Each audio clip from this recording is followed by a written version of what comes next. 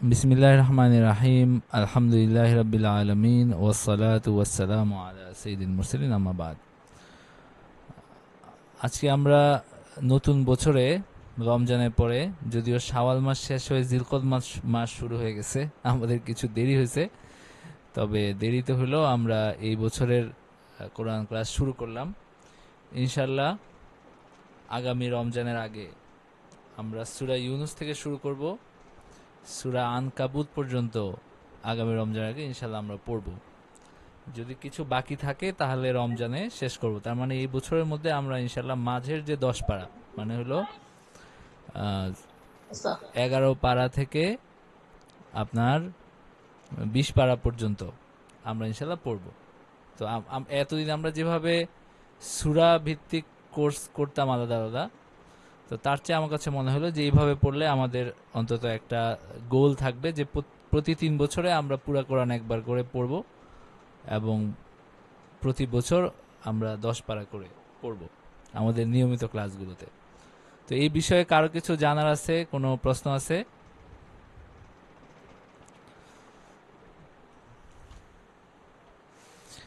আচ্ছা, আমরা শুরু করি সময় নষ্ট না করে। আমরা এবার সূরা ইউনুস থেকে শুরু করছি, কারণ কোরআনের মাঝের এই 10 পারাটা সহজ, মানে প্রথম পড়ার জন্য সহজ। বেশিরভাগ এখানে ঘটনা, তারপরে আপনার হলো বিভিন্ন নবীদের ঘটনাগুলো আসছে, এবং সেখান থেকে আমাদেরকে নানান বিষয়ে আমাদেরকে আল্লাহ তাআলা দিক নির্দেশনা দিয়েছেন ঘটনাবলীর মাধ্যমে। এই আমরা সূরা ইউনুস পড়ব। এখানে কয়েকজন নবীর ঘটনা আছে এবং আল্লাহ তাআলার প্রতি একত্ববাদের কথা আছে। এরপরে আছে হলো আপনার তারপরে হলো আপনার হলো সূরা হুদ, সেখানেও বিভিন্ন নবীদের ঘটনা আসছে। এবং এরপরে যে সূরাগুলো আছে সূরা ইউসুফ, সেখানেও নবীদের ঘটনা আছে। তো এগুলো প্রথম পড়ার জন্য সহজ। এরপরে যদি আমরা 1 পারা থেকে 10 পারা যদি পড়ি, সেখানে হুকুম আহকাম বেশি, সেখানে আপনার হলো বুঝার বিষয় অনেক বেশি, আলোচনা অনেক বেশি। তো আমরা প্রথম বছর হিসাবে সহজ 10 পারা আমরা নিলাম। তো আমরা এক নজরে কোরআন যেটা আমাদের মিজানুর রহমান আজহারি সাহেবের নামে বাংলায় এসেছে, যদিও এই ধরনের কোরআন এটা আরবিতেও আছে, মানে নতুন ধরনের ইয়েগুলো। তো এটা যদি প্রথমে এটা থেকে আমরা দেখলে আমাদের জন্য মানে স্টার্টার হিসাবে এটা ভালো মনে হয়েছে আমার কাছে দেখে। তো আমি এটা একটু খুলে বসছি, আমরা সূরা ইউনুসের আলোচনাটা একটু দেখি এখান থেকে। আমার কথা তো ক্লিয়ার হচ্ছে তাই না? আওয়াজ কি মানে কম হচ্ছে নাকি ঠিকঠাক আছে? পারফেক্ট। ঠিক। ঠিকই মনে হচ্ছে। ঠিকঠাক আছে না? আচ্ছা। তো এক নজরে কোরআন থেকে আমরা দেখি সূরা ইউনুস, ওনারা প্রথমে বলছেন যে তারতিব বিন নুজুল, মানে কোরআনের নাজিলের ধারাবাহিকতা, এটা কত নম্বর সূরা? তো তারা বলছেন যে এটা হলো 51 নম্বর সূরা। নাজিলের ধারাবাহিকতা মানে কি? মানে হলো যে একটা তো হলো তারতিব বিল মুসহাফ, মানে এই মুসহাফের মধ্যে যে ধারাবাহিকতাটা আছে এটা দেওয়া হয়েছে পরে। এখনকার যেমন সূরা বাকারা, এটা হলো কোরআনের প্রথম সূরা, কিন্তু সূরা বাকারার এটা হলো একটা মাদানী সূরা, তাই না? তো তার মানে সূরা বাকারা তো প্রথম অবতীর্ণ সূরা না, এটা অনেক পরে অবতীর্ণ সূরা। কিন্তু এটা পরবর্তীতে নবীজি সাল্লাল্লাহু আলাইহি ওয়াসাল্লাম এই ধারাবাহিকতাটা দিছেন যে কিভাবে কোরআনকে সাজাইতে হবে, মানে কোরআনের এই ধারাক্রমটা। কিন্তু নাজিলের একটা ধারাবাহিকতা আছে। যেমন আমরা একদম শেষ পাড়ায় যে ছোট ছোট সূরাগুলো বেশিরভাগই মাক্কি সূরা, কিন্তু সেই সূরাগুলো আসছে শেষে।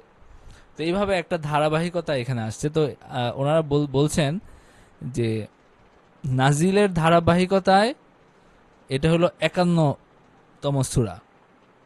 এর আগে সূরা বনী ইসরাইল নাজিল হয়েছে এবং এরপরে সূরা হুদ নাজিল হয়েছে। এর আগে বনী ইসরাইল যে সূরাটা, সেই সূরাটা নাজিল হয়েছে, এবং এরপরে নাজিল হয়েছে সূরা হুদ। এখন আপনার মুসাফের ধারাবাহিকতাও সূরা ইউনুসের পরে সূরা হুদই আসছে, কিন্তু সেটা একটা কাকতালীয় ব্যাপার আর কি। তো আর আর হলো মুসহাফের ধারাবাহিকতা, এটা 10ম নাম্বার সূরা। আর সূরা ইউনুস মাক্কি যুগের শেষ দিকে নাজিল হয়েছে, আয়াত হলো 109টি।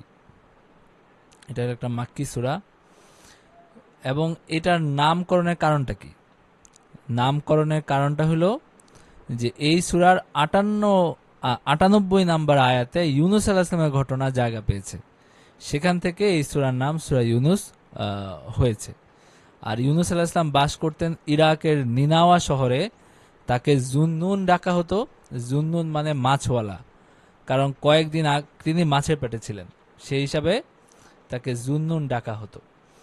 তো ওয়াজান নুনি কোরআনে ওইখানে আছে। তো এই ঘটনাটা যেহেতু সূরা ইউনুসে আসছে, এই কারণে সূরা ইউনুসের নামটা সূরা ইউনুস। যদিও এখানে মূল থিম এটা না, মানে হযরত ইউনুসকে কেন্দ্র করে এই সূরাটা না, বরং ইউনুস আলাইহিস সালামের ঘটনাটা একটা পর্যায়ে আসছে। এটা পুরাটা সূরা হলো মূলত এই মেজর থিমগুলো আমরা পড়লে বুঝবো যে এটা মূল বিষয়গুলো কি। মূল বিষয় হলো তিনটা ওনারা এখানে দিচ্ছেন, যে একটা হলো আল্লাহ তাআলার পরিচয় এবং তার সৃষ্টির বিস্ময়কর নিদর্শন, আল্লাহ তাআলার শাস্তি নীতি এবং দুনিয়ার বাস্তবতা। আরেকটা হলো আল্লাহর ওলি কারা, তাদের পরিচয় এবং অতীত নবীদের ঘটনা ও শিক্ষা। তো প্রথমটা হলো কি, যে আল্লাহ তাআলার পরিচয় দেওয়া হয়েছে। তিনি মানে তাকে আপনার হলো তার সাথে শিরিক করা যাবে না, তাকে এক ইলাহ হিসাবে মানতে হবে, তারই ইবাদত করতে হবে। সেটার যুক্তি, বিভিন্ন যুক্তিতর্কের মাধ্যমে সেটা তুলে ধরা হয়েছে এবং এই ব্যাপারে কাফেরদের যে বিভ্রান্তি সেটা স্পষ্ট করা হয়েছে। আরেকটা বিষয় হলো আল্লাহ তাআলার শাস্তি নীতি এবং দুনিয়ার বাস্তবতা। তো দুনিয়ার বাস্তবতায় আল্লাহ তাআলা কিভাবে মানুষকে তার মানে অপরাধের কারণে, গুনাহের কারণে শাস্তি দেন, সে বিষয়গুলো আসছে। আরেকটা হলো আল্লাহর ওলি কারা, তাদের পরিচয় কি, এবং অতীত নবীদের কিছু ঘটনা শিক্ষা, যেমন হযরত ইউনুস আলাইহিস সালামের ঘটনা থেকে শিক্ষা দেওয়া হয়েছে। তো এই সূরার শুরু এবং শেষের সম্পর্ক। সূরা শুরু হয়েছে ওহীর আলোচনা দিয়ে। আল্লাহ তাআলা এভাবে বলছেন যে এটা কি লোকদের কাছে একটা আশ্চর্যের বিষয় যে আমি তাদেরই একজনের কাছে এই নির্দেশনা দিয়ে ওহী প্রেরণ করছি, এটা কি কোনো আশ্চর্যের বিষয় কিনা। আর শেষও হয়েছে ওহী সম্পর্কিত আলোচনা দিয়ে। আল্লাহ তাআলা বলছেন যে তোমার কাছে যে ওহী পাঠানো হয় তুমি সেটা অনুসরণ করো আর ধৈর্য ধরো যতক্ষণ না আল্লাহ ফয়সালা করে দিচ্ছেন, এবং তিনি সর্বোত্তম ফয়সালাকারী। তো সুতরাং এটার শুরু হয়েছে ওহী দিয়ে, মানে ওহীর প্রতি ঈমান, আল্লাহ তাআলা যে ওহী সেটার ব্যাপারে মানুষের যে অবিশ্বাস সেই ব্যাপারে কথা বলা হচ্ছে, শেষেও সেই ব্যাপারেই কথা বলা হয়েছে। তো এই পুরাটার মধ্যে, পুরা সূরার মধ্যে এটার মেজর বা বড় জিনিসটা কি, মানে প্রধানতম জিনিসটা হলো ওহী, ওহীর উপর ঈমান, আল্লাহর উপর ঈমান এবং এক আল্লাহর উপর ঈমান এবং শিরিক থেকে বেঁচে থাকা। এরপর আরেকটা বিষয় ওনারা নিয়ে আসেন, সেটা হলো এক সূরার সাথে অন্য সূরার সঙ্গে সম্পর্ক। তিনি বলছেন যে এই সূরার আগে রয়েছে সূরা তাওবা, যা শেষ হয়েছে রাসূল সাল্লাল্লাহু আলাইহি ওয়াসাল্লাম সম্পর্কে বর্ণনা দিয়ে, যে তোমাদের কাছে তোমাদেরই মধ্য থেকে একজন রাসূল এসেছেন। আর এই সূরাটিও শুরু হয়েছে রাসূল প্রসঙ্গেই, যে এটা কি লোকদের কাছে আশ্চর্যের বিষয় যে আমি তাদেরই একজনের কাছে নির্দেশনা প্রেরণ করছি। তো তার মানে হলো যে আগের সূরার সাথে এটা কি আছে, একটা ধারাবাহিকতা আছে, একটা সামঞ্জস্য, মুনাসাবাত আছে। তো এটা থাকাটা অবশ্য জরুরি না, কিন্তু এরপরে একটা ধারাবাহিকতা বা একটা সম্পর্ক যে আছে সেটা উনি এখানে করছেন। এরপরে এটা শায়ে নুজুল, যে কোন প্রেক্ষাপটে এই সূরাটা নাজিল হয়েছে, মানে এই সূরা যখন নাজিল হয় তখনকার প্রেক্ষাপট কি ছিল। তো এখানে যেটা বলা হচ্ছে যে এই সূরাটা নাজিল হয়েছে মক্কি যুগের শেষ দিকে, যখন কাফেরদের বিরোধিতার মাত্রা ভীষণ রকম বেড়ে গেছে এবং রাসূলের নামে নানান রকম প্রোপাগান্ডা চালানো হচ্ছে, এবং সূরাটি শুরুই হয়েছে মুশরিকদের অবাক হওয়াকে মানে বিদ্রূপ করে, এবং আশ্চর্য প্রকাশ করে যে তোমরা কেন আশ্চর্য হও, এটা তো আশ্চর্য হওয়ার কিছু নাই। তো তার মানে মুশরিকদের জবাব দিয়ে, তার মানে হলো তখনকার সময়ে মানে রাসূলের বিরোধিতা অনেক বাড়ছে। নবীজির শেষ সময় মানে মক্কি যুগের শেষ সময় নবীজিকে নানান অপবাদ দেওয়া হচ্ছে, এবং হলো নবীজির রিসালতের উপর যারা ইমান আনা তারা তো আগেই ইমান আনছে, আর যারা ইমান আনার না তারা আর ইমান আনছে না, এরকম একটা অবস্থা। এবং নবীজি অনেক ক্ষেত্রে একটু হতাশ হয়ে যাচ্ছেন যে এত দিন চলে গেল, সেই সংখ্যা আগের মতোই, তো কিভাবে এটা ১৩ বছর ধরে আমি দাওয়াত দিচ্ছি, কিভাবে আল্লাহর দিন একটা ব্যাপকভাবে মানুষের কাছে গ্রহণযোগ্য হবে এবং বিজয়ী হবে।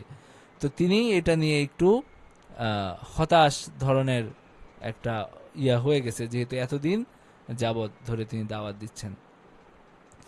তো তখন আল্লাহ তাআলা অন্যান্য নবীদের ঘটনা বলে তারপরে বিভিন্ন মাধ্যমে নবীজিকে ধৈর্য ধরার উপদেশও দিয়েছেন এই সূরার মাধ্যমে, এবং দাওয়াত চালিয়ে দেওয়ার উৎসাহ দিয়েছেন। এবং এই কারণে যে সূরার নামটা হয়েছে কি, সূরা ইউনুস। হযরত ইউনুস আলাইহিস সালাম বিরক্ত হয়ে তিনি চলে গেছিলেন এই তার উম্মতদেরকে শাস্তির মুখে ফেলে। তো এটাও একটা তাৎপর্যপূর্ণ ব্যাপার যে হযরত ইউনুস আলাইহিস সালামের মতো না হওয়ার একটা শিক্ষাও কিন্তু এখানে আছে। এবং যদিও আল্লাহ তাআলার নবী, তিনিও একজন সম্মানিত নবী এবং আল্লাহ তাআলা তাকে ক্ষমাও করে দিয়েছেন, কিন্তু তিনি একটা ভুল করছিলেন। তো সেই ব্যাপারেও কিন্তু দৃষ্টি আকর্ষণ করা হচ্ছে বা স্মরণ করিয়ে দেওয়া হচ্ছে যে এরকম করা যাবে না, বা আল্লাহ তাআলা এটা পছন্দ করেন না।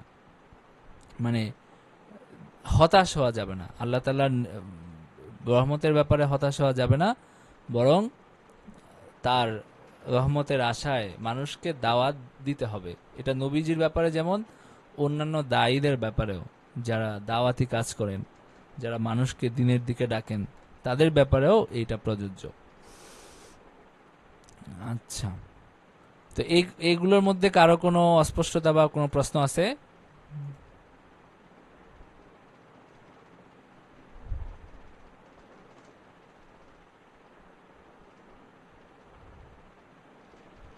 আচ্ছা, আমরা আরেকটু দেখে নিই তাহলে, আরো কিছু ব্যাপার স্যাপার আছে। আচ্ছা, আরেকটা হলো যে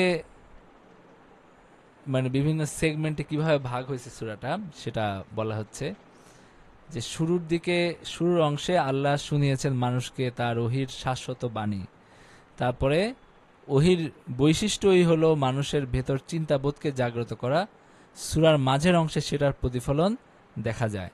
আবার শেষ দিকে চিন্তা মাত্রই সংক্রামক, মানে মানুষ তার চিন্তা ভাবনাকে ছড়িয়ে দিতে চায় অন্যের মাঝে, তাই শেষ ভাগে আল্লাহ মানুষকে তার দায়িত্বের কথা স্মরণ করিয়ে দিয়েছেন। এভাবে ৩টা ভাগ হয়েছে। আর এই সূরার ফজিলত কি? কোরআনে যেসব সূরার কলেবর ১০০ আয়াতের বেশি, এগুলোকে বলা হয় আল মিউন। জাবুর কিতাবের পরিবর্তে আল মিউন সূরাগুলো আল্লাহ তাআলা নবীজিকে উপহার দিয়েছেন। সেরকম একটি সূরা হলো সূরা ইউনুস। এক লোক রাসূল সাল্লাল্লাহু আলাইহি ওয়াসাল্লামের কাছে এসে বলল, হে আল্লাহ রাসূল, আমাকে কোরআন শেখান। নবীজি বললেন, যে সূরার শুরুতে আলিফ লাম রা আছে সেরকম 3টি সূরা পড়ো। তো তার মানে হলো যে এইটা শুরুতে কি আছে? আলিফ লাম রা আছে। তো সুতরাং এটার একটা বিশেষ মর্যাদা এখান থেকে বোঝা গেল।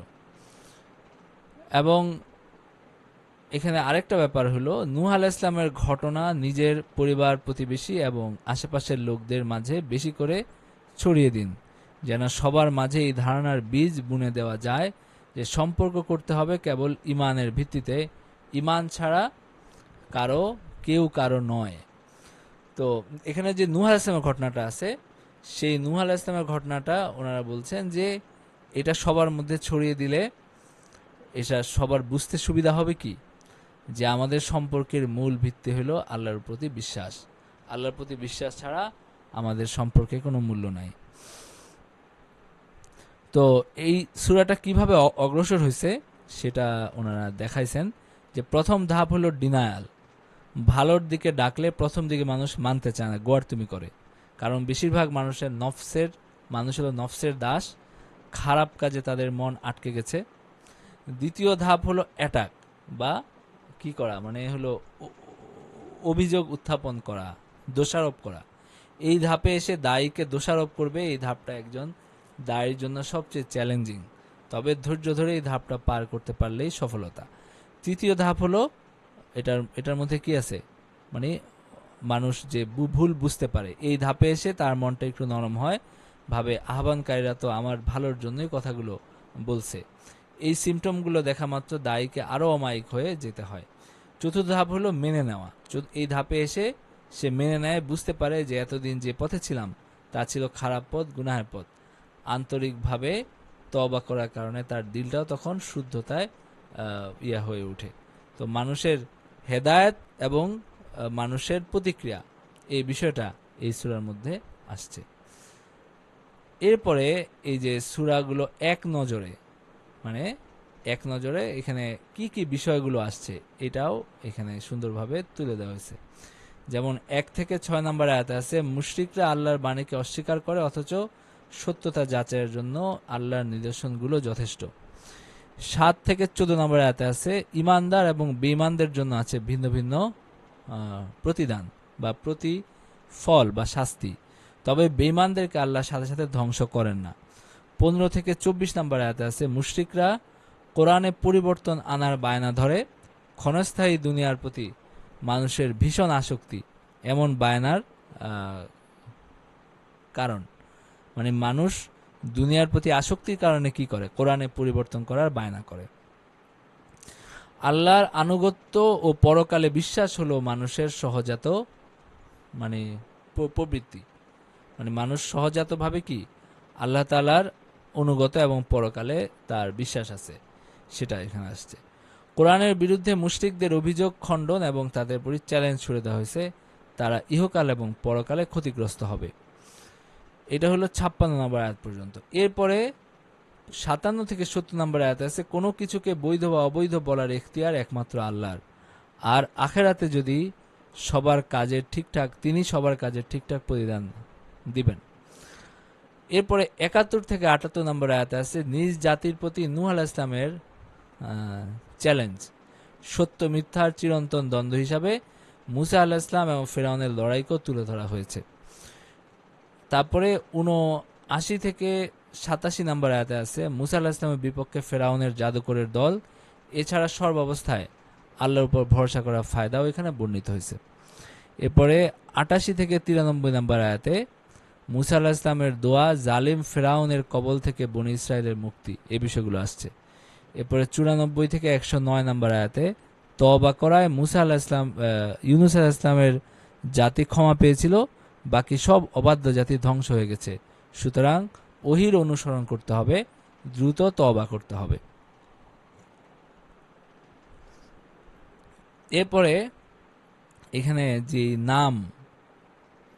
যে নামটা এই সূরার নাম হিসাবে নির্ধারিত হয়েছে, সূরা ইউনূস, সেই ইউনূস আলাইহিস সালামের ঘটনাটা কি? ইউনূস আলাইহিস সালাম তার জাতিকে দাওয়াত দিলেন, কিন্তু লোকজন তার কথায় সাড়া না দিয়ে তারা হলো নানান ধানাই পানাই করলো। তো এটা দেখে ইউনূস আলাইহিস সালাম মনক্ষুণ্ণ হলেন, তিনি সিদ্ধান্ত নিলেন যে অহংকারী জাতিটিকে ত্যাগ করার। তারপর চললেন এক জাহাজে, একেবারেই ভিন্ন কোনো দেশে চলে যাবেন এরকম ইচ্ছা। আল্লাহ ব্যাপারটা পছন্দ করলেন না, তার ইচ্ছাতে এক বিরাট মাছ গিলে ফেলল ইউনূস আলাইহিস সালামকে। নবী সাল্লাল্লাহু আলাইহি সাল্লাম, নবী আলাইহিস সালাম, ইউনূস আলাইহিস সালাম তার ভুল বুঝতে পারলেন।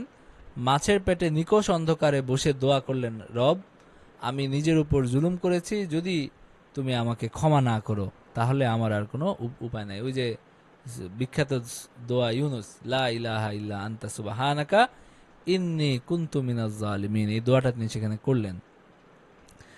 ইউনূস আলাইহিস সালামের এই দোয়া, এই ঘটনার প্রত্যেক দায়ী তো বটেই, প্রত্যেক মুসলমানের জন্য একটা রিমাইন্ডার। সেটা হলো যে দাওয়াতের কাজ করতে গিয়ে আশা হারানো যাবে না, শুরুতে মানতে না চাইলেও বারবার বোঝাতে থাকতে হবে, মানুষ একটা সময়ে সঠিক পথ চিনতে পারে। এরপরে এখানে একটা বিষয় আছে, সেটা হলো যে ইউনূস আলাইহিস সালামের জাতির নাম ছিল নিনাওয়া। কোরআনের অতীতের যতগুলো জাতির ঘটনা এসেছে তার মধ্যে একমাত্র ব্যতিক্রম এই নিনাওয়া জাতি, কেননা তারা শাস্তি আসার আগ মুহূর্তে ঈমান এনেছিল। ঘটনাটা হলো এরকম যে ইউনূস আলাইহিস সালাম তার জাতিকে দাওয়াত দিলেন, এক আল্লাহর উপর ঈমান আনতে বললেন, কিন্তু তার সেই জাতি তার ডাকে সাড়া দিল না প্রথমটায়, গুরুত্বহীন কাজ নিয়ে ব্যস্ত রইল। ইউনূস আলাইহিস সালাম তখন মনের অভিমানে তাদেরকে ছেড়ে চলে গেলেন। তিনি যখন চলে গেলেন তখনই তাদের হুঁশ ফিরল, ভীষণ ভয় জেঁকে ধরল তাদের মনে। তারা বুঝতে পারল যে আল্লাহর শাস্তি আসতে আর বেশি নাই, মানে শীঘ্র আল্লাহর শাস্তি আসবে। কারণ হলো তারাও এটা ভাবতেছিল যে আমরা দেখব ইউনূস থাকে কিনা, ইউনূস থাকলে তার মানে শাস্তি আসবে না, ইউনূস যদি চলে যায় তার মানে শাস্তি আসবে। তো তারা যখন দেখছে ইউনূস আলাইহিস সালাম এখানে শহরে নাই, সাথে সাথে তারা বুঝছে যে হয়তো আল্লাহ তাআলার শাস্তি আসবে। তো তখন তারা সমাজের উপর মহল থেকে নিচু মহল সবাই একসাথে জড়ো হয়ে জাতিগতভাবে তওবা করার সিদ্ধান্ত নিল। তাদের এই নজিরবিহীন ঐক্যবদ্ধ তওবা দেখে আল্লাহ তাআলা খুশি হলেন, শাস্তি উঠিয়ে নিলেন। আর ইউনূস আলাইহিস সালামকে বললেন জাতির লোকদের কাছে ফিরে আসতে। এখান থেকে আমরা অত্যন্ত গভীর একটা শিক্ষা পাই, তা হচ্ছে পাপ যত বড় হোক না কেন তবুও শাস্তি থেকে বাঁচা যাবে যদি তওবা হয় খাঁটি আর সিদ্ধান্ত হয় সামষ্টিক। তার মানে আমাদেরকে কালেকটিভ, অর্থাৎ সবাই মিলে তওবা করতে হবে। কালেকটিভ তওবা শব্দটিকে সবার কাছে পরিচিত করানোর প্রয়োজন। গোটা সমাজকে তওবার দিকে ফিরে আসতে হবে, গুনাহকে সমাজ থেকে বিদায় দিতে হবে চিরতরে, তবে আল্লাহ তাআলার পাকড়াও থেকে বাঁচা সম্ভব। তো এটা একটা উপলব্ধি আর কি এখান থেকে। তো এটা ছিল সংক্ষেপে সূরা ইউনূসের ব্যাপারে এক নজরে কোরআনের আলোচনা আর কি। তো কারো কোনো প্রশ্ন আছে এইখানে?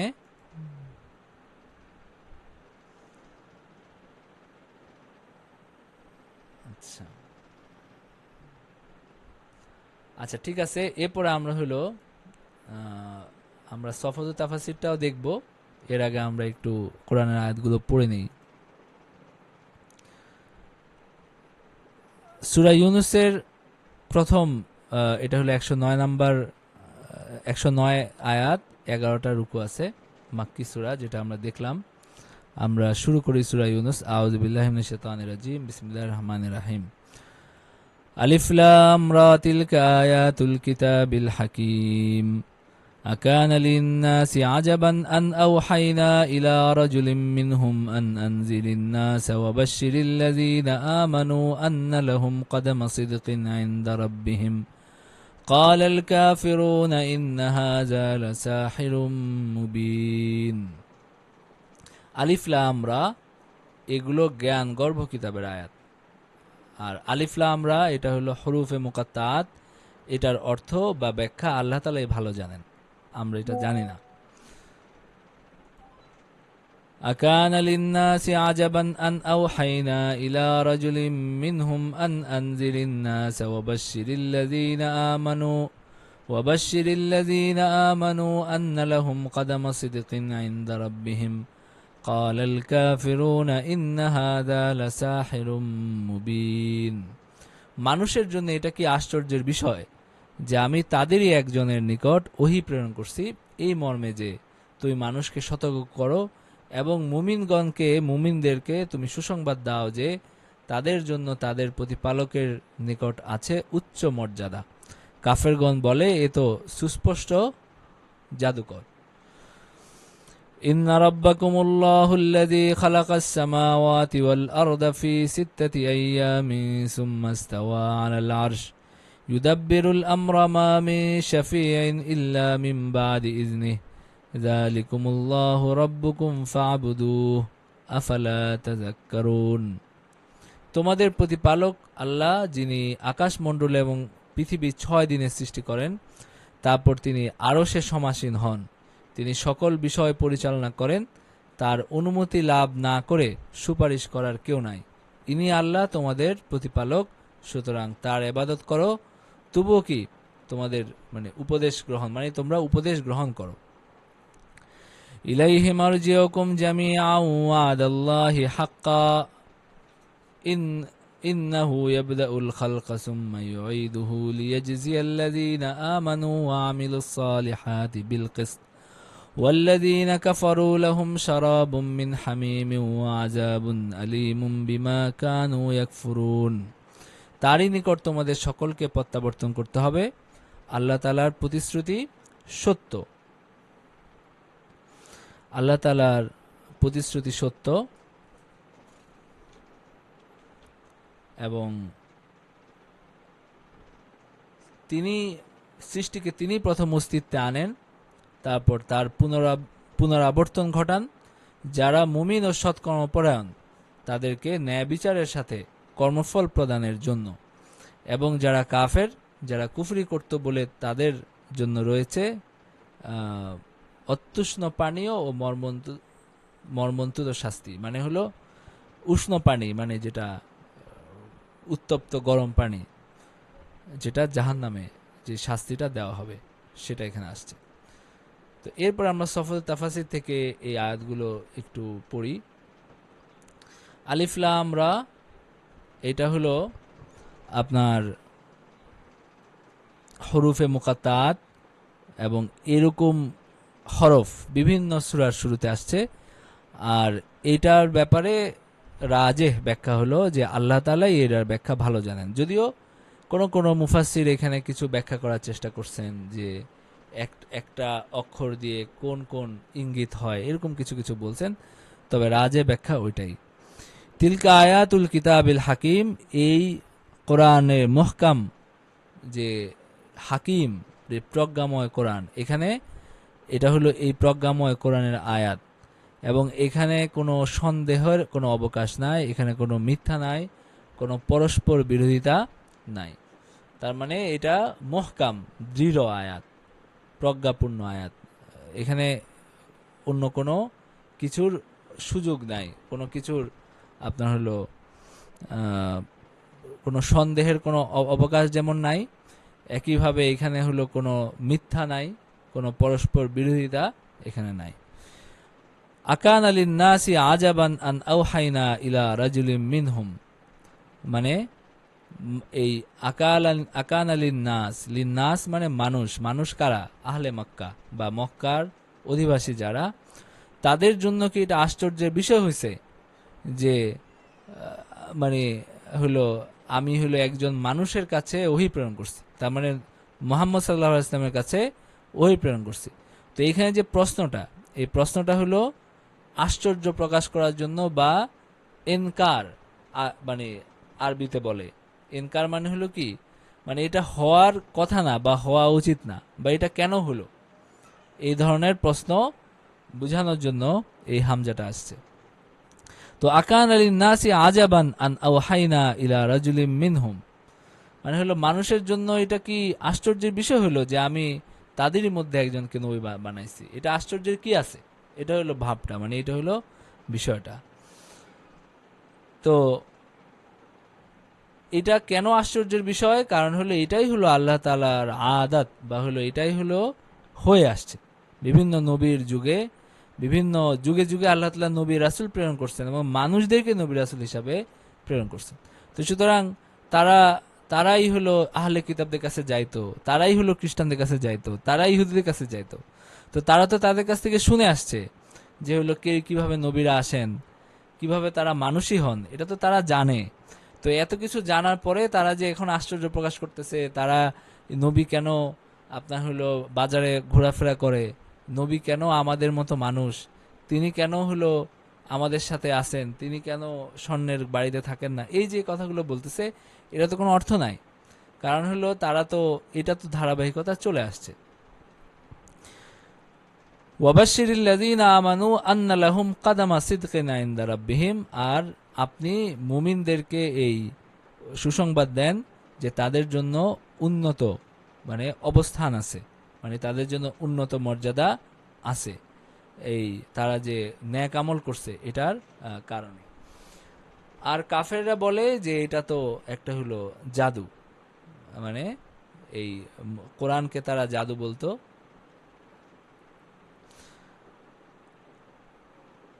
তো এইখানে বাইজাবি, তাফসিরে বাইজাবি একটা বিখ্যাত তাফসির, তো সেখানে উনি বলছেন যে এখানে একটা স্বীকারোক্তি আছে যে এটা এমন কিছু যেটা মানুষের শক্তির বাইরে।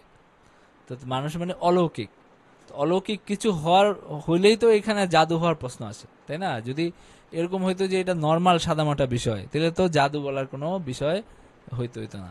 তো কোরআনকে যে জাদু বলা হচ্ছে, তার মানে তারা এটা স্বীকার করে নিচ্ছে যে এখানে অলৌকিক একটা ব্যাপার আছে, এটা সাধারণ মানুষের বানানো কিছু না।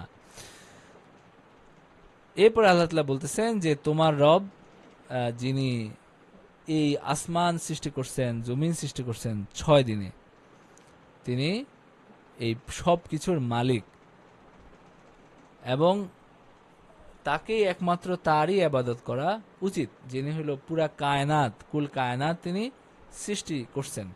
এবং তিনি চাইলে এটা এক মুহূর্তেও সৃষ্টি করতে পারেন, কিন্তু তিনি হলো মানুষকে শিখাতে চাইছেন কি তার হেকমত এবং হলো তার আহ, যে হলো কি যেন বলে ধীরস্থির ভাবে কাজ করা বা কিছু, এটা এভাবে যুগে যুগে এভাবে তাফসিরে এভাবে ব্যাখ্যা হয়ে আসছে। তো এটা অনেকের কাছে যৌক্তিক মনে নাও হইতে পারে। আসল কথা হলো আল্লাহ তাআলা এই পুরা কুল কায়নাত সৃষ্টি করছেন 6টা সময়ের 6টা ভাগে। তো সেটা আল্লাহ তাআলা সৃষ্টি করছেন এবং তিনি এটা বলছেন। তো এটার হেকমত কি, কেন 12টা হলো না, কেন 12টা সময়ে হলো না, অথবা কেন একটা মুহূর্তে হলো না, সেটাও আল্লাহ তাআলা ভালো জানেন। সুম্মাস্তাওয়া আলাল আরশ, এরপরে তিনি আরশে সমাসীন হয়েছেন, মানে আরশে তিনি বসছেন। যেভাবে বসাটা তার জন্য তার শানের সাথে যায়। তো এখানে অনেকে বলবে যে মানুষের মতো বসছেন নাকি অন্য কিছুর মতো বসছেন। তো মানুষের মতো বসলে বসে কিভাবে মানুষ, তার পা থাকতে হয়, রান থাকতে হয়, এবারে তো বসা যায়। তো এখানে তার কি আকৃতি আছে কিনা, তো এই ধরনের অনেক কথা। আসল ব্যাপারটা হলো যে আমরা যেটা বিশ্বাস করি সেটা হলো যে তিনি বসছেন, তিনি সমাসীন হয়েছেন আরশে, যেটা তার শানের সাথে যেভাবে গেছে, যেটা এই আমাদের চিন্তার বাইরে। এটা হলো আসল কথা। জান্নাত আমাদের চিন্তার বাইরে, আল্লাহ তাআলা কেমন এটা আমাদের চিন্তার বাইরে, এটা চিন্তা করার শক্তি আমাদের নাই। তো সুতরাং এটা নিয়ে আলাদা, এটা নিয়ে সময় নষ্ট করার আসলে কোনো প্রয়োজন নাই। মানে হলো যে আল্লাহ তাআলা আমাদের চিন্তা একটা নির্দিষ্ট সীমার মধ্যে আবদ্ধ আছে। আমরা সেটাই ভাবতে পারি যেটা আমরা দেখছি বা যেটা আমরা দেখি, যেটা আমরা কল্পনা করতে পারি। কিন্তু এর বাইরের যে জগৎ, সেটা আসলে আমাদের কল্পনা করার আমাদের শক্তি, সেই শক্তি আমাদের নাই। তো আল্লাহ তাআলা কেমন এটা কল্পনা করার শক্তি আমাদের নাই। তো ইস্তাওয়া আল আরশ, আল্লাহ তাআলা আরশে সমাসীন হয়েছেন। তিনি কিভাবে সমাসীন হয়েছেন সেটা তার শানের সাথে যেভাবে গেছে সেভাবে তিনি সমাসীন হয়েছেন। ইউদাব্বিরুল আমরা, এবং তিনি হলো কি এই পুরা পৃথিবীর তিনি হলো কর্তৃত্ব গ্রহণ করছেন, মানে সবকিছুর পরিচালক তিনি। এবং এই সব কিছু আপনার হলো তার এই পরিচালনার থেকে কখনো বের হয় না, মানে সবকিছু তার পরিচালনার মধ্যেই থাকে। তিনি সবকিছুকে পরিবেষ্টন করে আছেন। তার জ্ঞানের বাইরেও কিছু না, তার নিয়ন্ত্রণের বাইরেও কিছু না, তার পরিচালনার বাইরেও কিছু না। এটা হলো ব্যাপার। এরপরে মানে আল্লাহ তাআলার যে মহত্ব সেটা বলা হচ্ছে যে মা মিন শাফিঈন ইল্লা মিন বাদি ইজনি, মানে হলো যে কোনো সুপারিশকারী তাকে তার অনুমতি ছাড়া সুপারিশ করার ক্ষমতা বা শক্তি এটা কারো নাই। মানে কোনো সুপারিশকারীর এই শক্তি নাই, ক্ষমতা নাই যে তারা সুপারিশ করবে আল্লাহ তাআলার এই অনুমতি ছাড়া।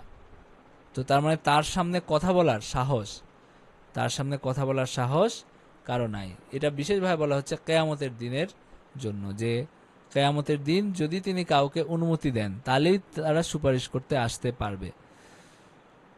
তো এখানে এটা কেন বিশেষভাবে বলা হলো, এটা একটা কারণ হলো যে মুশরিকরা তারা মনে করত যে তাদের যে মূর্তিরা তারা আল্লাহর কাছে সুপারিশ করে তাদেরকে জান্নাতে নিয়ে যাবে। যেমন এখন এই যে ভণ্ড পীরের মুরিদরা তারা মনে করে কি যে পীর সাহেব তাদের জন্য সুপারিশ করে তাদেরকে জান্নাতে নিয়ে যাবে। কিন্তু মূলত সন্তুষ্ট করতে হবে কাকে? আল্লাহ তাআলাকে। কারণ আল্লাহ তাআলার ইচ্ছা ছাড়া এখানে কোনো সুপারিশেরও কোনো সুযোগ নাই। তো কেউ যদি মনে করে যে আমার পীর অনেক আল্লাহওয়ালা, তো এই কারণে তিনি আমাকে সুপারিশ করে জান্নাতে নিয়ে যাবেন, এটা ঠিক না। বরং আল্লাহ তাআলাকেই সন্তুষ্ট করতে হবে। এবং আল্লাহ তাআলার নির্দেশনা কি? নির্দেশনা হলো শুধু তার ইবাদত করা, এখানে কাউকে শরীক না করা। তো এবং যালিকুমুল্লাহু রাব্বুকুম, তিনিই তোমাদের রব আল্লাহ, ফাবুদু, সুতরাং তোমরা তারই ইবাদত করো। তো এখানে কাউকে যেন শরিক না করো। আফালা তাযাক্কারুন, তোমাদের তো বোঝা উচিত, তোমাদের এটা বুঝতে পারা উচিত যে তোমাদেরকে একমাত্র তারই ইবাদত করতে হবে। ইলাইহি মারজিউকুম জামিয়া, তার কাছেই তোমাদের সবাইকে কিয়ামতের দিন সবাইকে সমবেত হইতে হবে। এবং আল্লাহ তাআলার যে ওয়াদা, এটা সত্য, এটার মধ্যে কোনো পরিবর্তন নাই।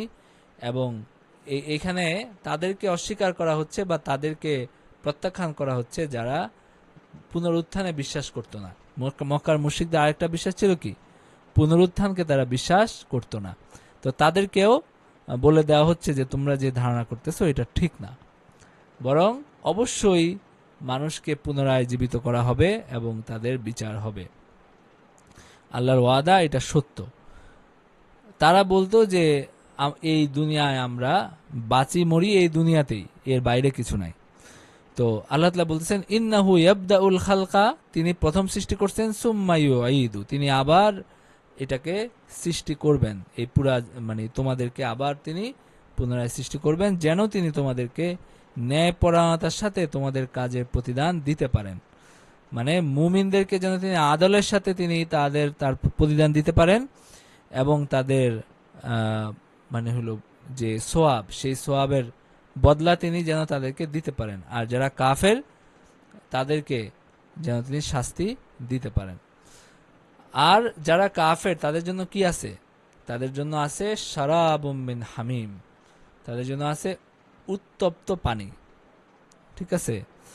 তো শারাবুম মিন হামিম ও আযাবুন আলিম, এবং যন্ত্রণাদায়ক শাস্তি, বিমা কানু ইয়াফরুন, তাদের কুফুরির কারণে এই শাস্তি তাদের জন্য আছে।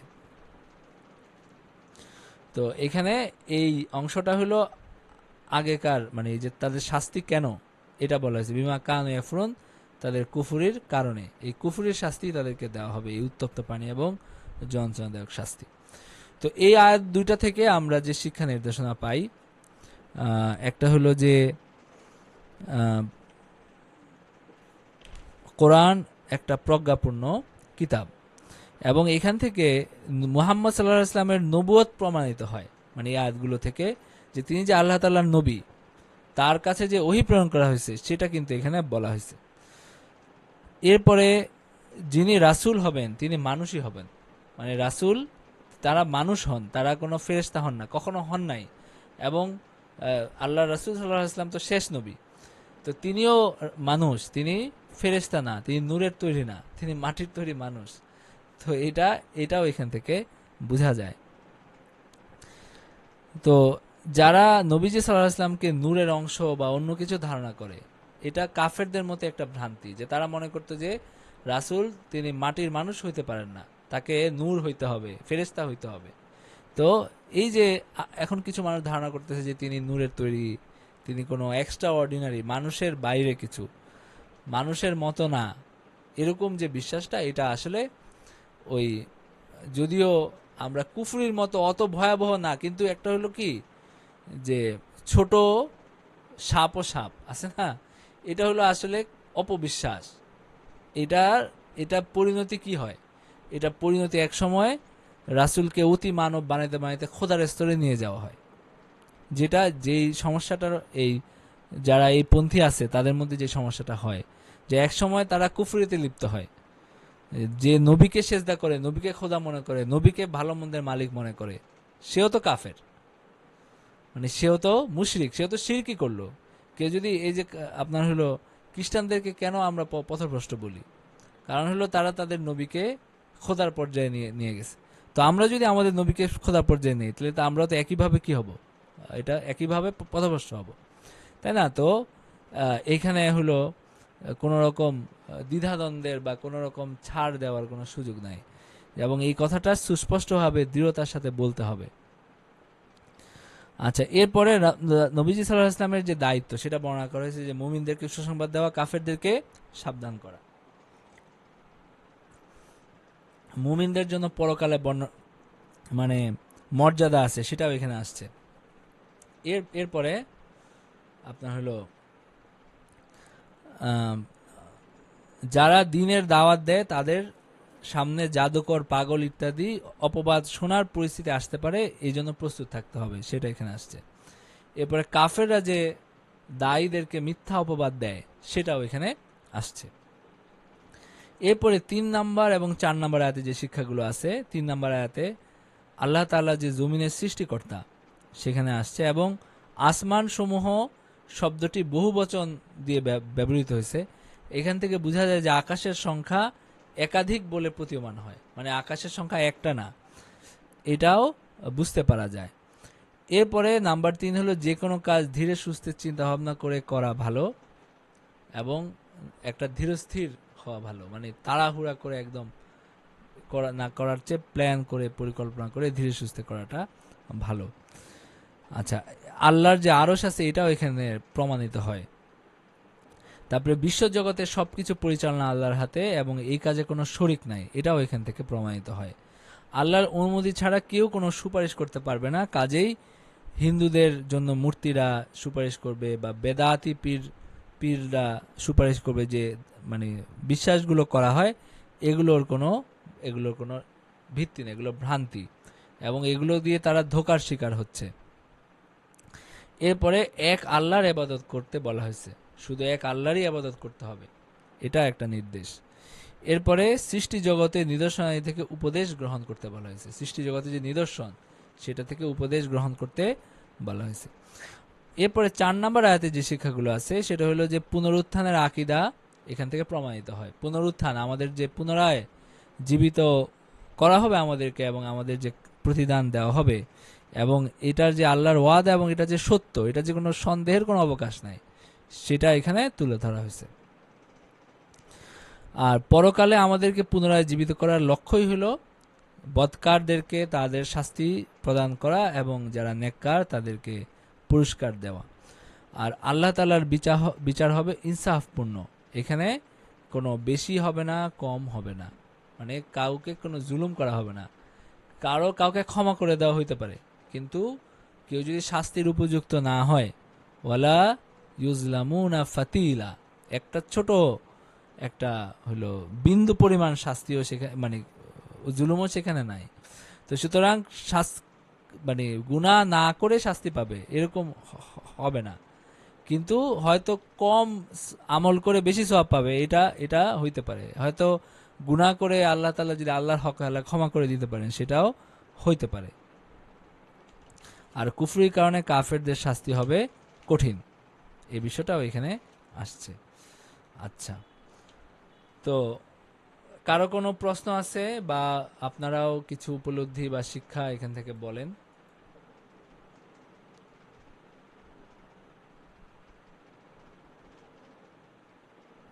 আসসালামু আলাইকুম। ওয়ালাইকুম আসসালাম। জি, জি, আমার হচ্ছে একটা ঠিক প্রশ্ন না, অনুধাবন যেটা বললেন আর কি। এর আগের যে রুকুটা ছিল সেই জায়গাতে ছিল ওই যে আল্লাহর হচ্ছে আকৃতি নিয়ে একটা প্রশ্ন। আমাকে একবার এক ভদ্রমহিলা, উনারা সম্ভবত আহলে হাদিস বা এরকম, উনি বলছিলেন যেটা, যে আল্লাহ কোরআনে অনেক স্পষ্ট কথা বলেছেন যে শরীরের আকৃতি, অর্থাৎ আল্লাহর যে হাত পা আছে অন্তত এইটুকু আমরা কনফার্ম। তো আচ্ছা মানে উনি উনার ব্যাখ্যা দিয়ে বলছেন আর কি, আচ্ছা যে আল্লাহ আল্লাহ বলছেন যে আমার পায়ের গোছা।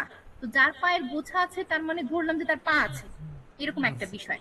এটা উনার ব্যাখ্যা, উনাদের ব্যাখ্যা আর কি। আরেকটা বিষয় হচ্ছে উনি যেটা বলছিলেন, মূল বক্তব্য যেটা, সেটা হচ্ছে আল্লাহর এই যে আকৃতি নিয়ে আপনি বলছিলেন যে আমরা প্রশ্ন করব না, এটা নিয়ে আমরা চিন্তা করারও দরকার নাই। আমি এটার সাথে একমত, কিন্তু উনি যেটা বলছেন যে আমরা এটা নিয়ে যদি চিন্তা না করি, এটাতে তাহলে আমাদের ইমানের ঘাটতি রয়ে গেল, এবং এটা ইমানের একেবারে কোর একটা জিনিস, এটা না জানলে ইমানই থাকবে না। তো এই আচ্ছা। বিষয়টা নিয়ে আসলে আমি কোনো তর্ক করিনি, কারণ আমার জ্ঞান এত বেশি না যে কিছু একটা উত্তর দিব। আচ্ছা। এইটা নিয়ে আসলে কি কিছু বলার এখানে আছে?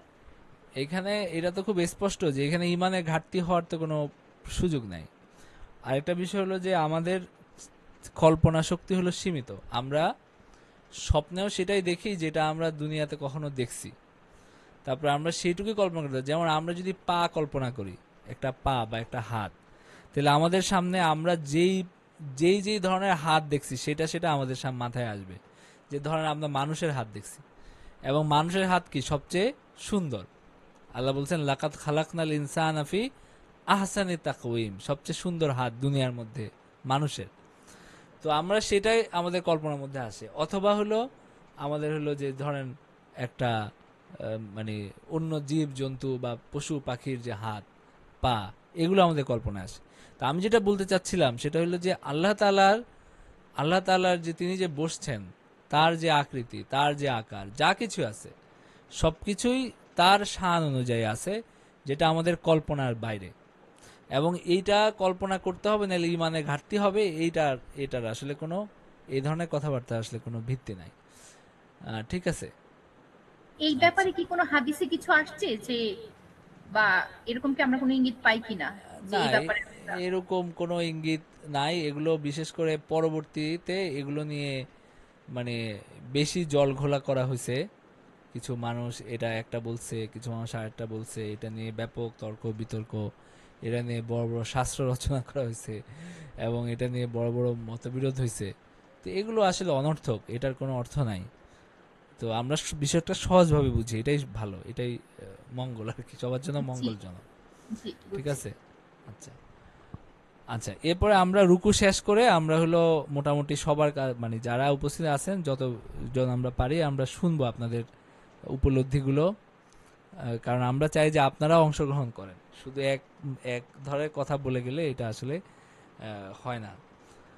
আচ্ছা, এরপরে হলো আমরা পরের আয়াত থেকে পড়ি, 5 নম্বর আয়াত থেকে আমরা 4 নম্বর আয়াত পর্যন্ত পড়লাম।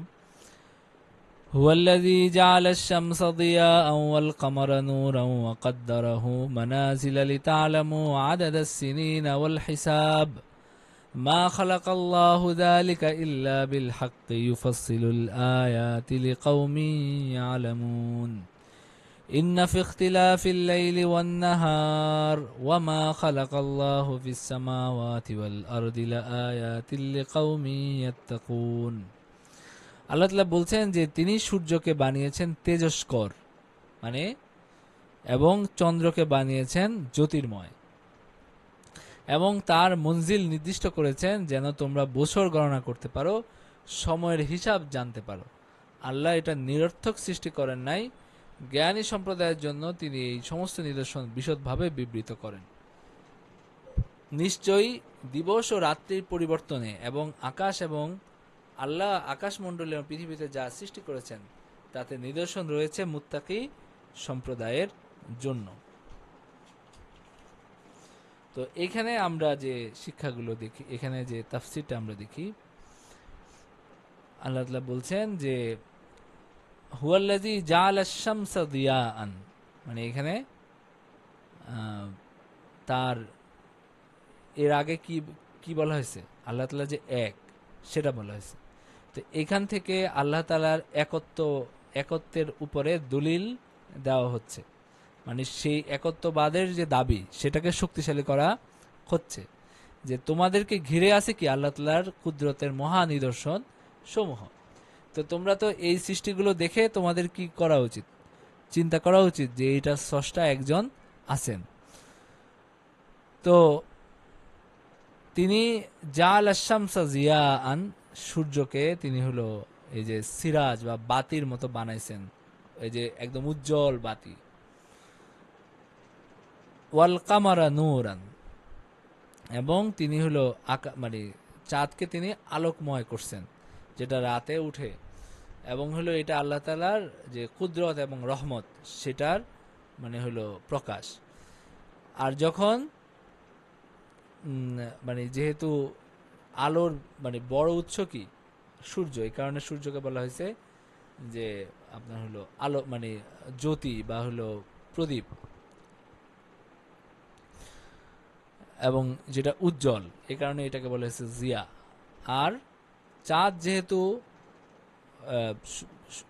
সূর্যের আলোটাই ধার করে, হ্যাঁ, তো এই কারণে এটাকে বলা হয়েছে নূর। ওয়াকাদ্দারাহু মানাজিলা, এবং আল্লাহ তাআলা এই চাঁদের বিভিন্ন মঞ্জিল নির্ধারণ করছে। মঞ্জিল এটা কি আস্তে আস্তে কি হয়, আস্তে আস্তে বড় হয়, আবার আস্তে আস্তে ছোট হয়। যেমন এখন এখন যেমন জিলকদের আপনার আজকে বোধহয় 5 তারিখ, 4 তারিখ বা 5 তারিখ।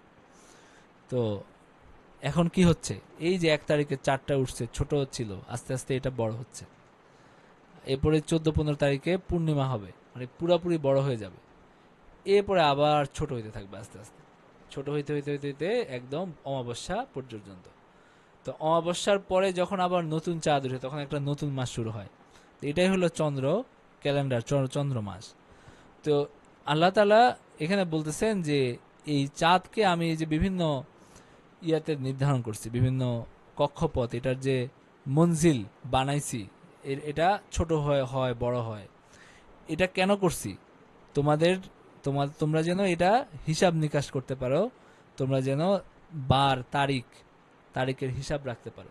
তো দেখেন, চাঁদ এমন একটা ক্যালেন্ডার, আপনার সূর্য দেখে, যেমন শীতকালের সূর্য, গরমকালের সূর্য, আমরা কিন্তু দেখে আপনারা বুঝতে পারবেন না যে এটা কোন দিনের বা কিভাবে মাসের গণনা হচ্ছে, বছরের গণনা হচ্ছে।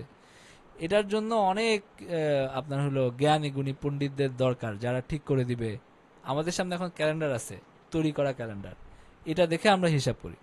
কিন্তু চাঁদের একটা এমন হিসাব যেটা যে কেউ করতে পারে, মানে এখানে এটার জন্য আলাদা কোনো গবেষণা, আলাদা কোনো জ্ঞানের কোনো প্রয়োজন। এটা একদম প্রাকৃতিক ক্যালেন্ডার হিসাবে কি হয়েছে, আমাদের মাথার উপরে এটা হলো ঝুলে আছে। যেমন আপনার হলো দিনের যে সময়, এই সময়টা যেমন সূর্যের ক্যালেন্ডারে আমরা সহজে বুঝি, এখানে সূর্য দেখে আমরা সহজে বুঝি, মানে সূর্যের যে ঘড়ি, এটা দেখে আমরা সহজেই বুঝি যে কখন কয়টা বাজে। তাও একটু কম বুঝি, তাই না? ধরেন আপনার 11টা, যখন 12টা, আমরা যাদের হয়তো একটু কম বুঝা যাবে, কিন্তু তাও বোঝা যায় যে কয়টা বাজতেছে, 1টা বাজতেছে, 2টা বাজতেছে, মানে হলো সূর্য উদিত হয়েছে এবং পশ্চিমে অস্ত যাচ্ছে। তো একইভাবে চাঁদ যেটা, এটা হলো মাসের হিসাবের জন্য এরকম একটা ক্যালেন্ডার আল্লাহ তাআলা ঝুলিয়ে দিয়েছেন, এবং এটা খুব সহজেই সবাই বুঝতে পারে। তো তার মানে হলো যে আমরা যে হিজরি সন অনুযায়ী আমরা যে মানে দিনের বিধানগুলো পালন করি, যেমন রমজান মাস, কদিন পরে আমাদের কোরবানি ঈদ আসবে, জিলহজ মাসে আমরা কোরবানি ঈদ পালন করব। তো এটা কোনো এরকম না যে আরবে প্রচলিত ছিল দেখে আমরা সেরকম করতেছি। মানে অনেকে এরকম মনে করতে পারে যে আরবে ওই চন্দ্রমাস প্রচলিত ছিল দেখে আমরা চন্দ্রমাস অনুযায়ী আমল করতেছি, ব্যাপারটা কিন্তু এরকম না। ব্যাপার হলো যে আল্লাহ তাআলাই এইভাবে আমাদেরকে নির্দেশ দিয়েছেন। আর আরেকটা আয়াতে আছে, ইয়াসআলুনাকা আনিল আহিল্লা কুল হিয়া মাওয়াকিতু লিন-নাসি ওয়াল হজ, বলো যে তারা তোমাকে নতুন চাঁদ সম্পর্কে জিজ্ঞেস করে, বলো যে সেটা ক্যালেন্ডার, লিন-নাস মানুষের জন্য, ওয়াল হজ হজের সময় নির্ধারক। তো তার মানে হলো যে আল্লাহ তাআলা নির্ধারণ করে দিয়েছেন যে চাঁদের হিসাবে আমরা রোজা রাখবো, চাঁদের হিসাবে আমরা ঈদ করব, চাঁদের হিসাবে আমরা হজ করব, এবং সবকিছু চাঁদের হিসাবে করব। এটা আল্লাহ তাআলারই নির্ধারণ করা। আচ্ছা, এরপরে হলো আল্লাহ তাআলা অনর্থক সৃষ্টি করেন নাই, সেটা আল্লাহ তাআলা বলছেন যে এই সবকিছুর মধ্যে কি আছে, হিকমত আছে। এবং আল্লাহ তাআলা তার আয়াতসমূহ বিস্তারিতভাবে বর্ণনা করেন মানুষের জন্য, যারা বুঝতে পারে। আবু সাউদ বলেন যে অর্থাৎ যারা আল্লাহর হিকমত জানে, এই যে এই কায়নাত সৃষ্টি করার মধ্যে যে হিকমত আছে সেগুলো নিয়ে যারা চিন্তা ভাবনা করে, যারা এটা বুঝতে পারে। এরপরে আল্লাহ বলছেন ইন্না ফি ইখতিলাফিল লাইলি ওয়ান নাহার, এই যে দিন রাতের পরিবর্তন, মানে রাতের পরে দিন ছুটতে থাকে, রাতের পরে দিন আসে, দিনের পরে রাত আসে। ওয়ামা খালাকাল্লাহু ফিস সামাওয়াতি ওয়াল আরজ, আল্লাহ তাআলা যে জমিন এবং আসমানে যা কিছু সৃষ্টি করছেন, এই সব কিছু, এটার মধ্যে কি আছে, এটার মধ্যে এই যারা মুত্তাকি তাদের জন্য এটার মধ্যে নিদর্শন আছে। আচ্ছা, মানে যারা মুত্তাকি মানে কি, যারা মানে আল্লাহকে ভয় করে, যারা আল্লাহকে ভয় করে তাদের জন্য নিদর্শন আছে।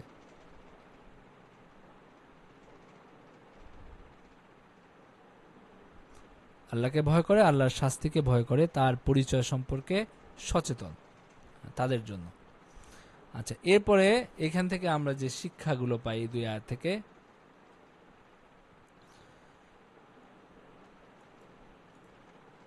একটা হলো যে চন্দ্র সূর্য গ্রহ তারা এবং সবকিছু আল্লাহ তাআলা এমনিতেই সৃষ্টি করেন নাই, বরং এগুলো সৃষ্টির পেছনে রয়েছে অসংখ্য হিকমত। মানব জীবনের জন্য প্রয়োজনীয় হিসাব বিজ্ঞান এবং জ্যোতির্বিজ্ঞান শেখার বৈধতা এবং প্রয়োজনীয়তা প্রমাণিত হয় এই আয়াত থেকে। এরপরে আল্লাহর কোনো সৃষ্টি অহেতুক নয়, এটাও এখান থেকে বোঝা যায়। এবং জ্ঞানীরা সৃষ্টি জগতের নিদর্শনাবলী থেকে উপদেশ গ্রহণ করে থাকে। এলেম তথা জ্ঞানের ফজিলতও প্রমাণিত হয় এই আয়াতগুলো থেকে। 6 নম্বর আয়াত থেকে সৃষ্টি জগতের মধ্যে আল্লাহকে চেনার এবং জানার অনেক নিদর্শন আছে। আল্লাহকে চেনার এবং জানার নিদর্শনগুলো কেবলমাত্র প্রকৃত মুত্তাকি ব্যক্তিরাই উপলব্ধি করতে পারে, অর্থাৎ তারাই এর দ্বারা লাভবান হইতে পারে এবং তাকওয়ার ফজিলতও প্রমাণিত হয়। আচ্ছা, এই বিষয়গুলো হলো শিক্ষা এবং নির্দেশনা। এরপরে আমরা পরের আয়াত দেখি।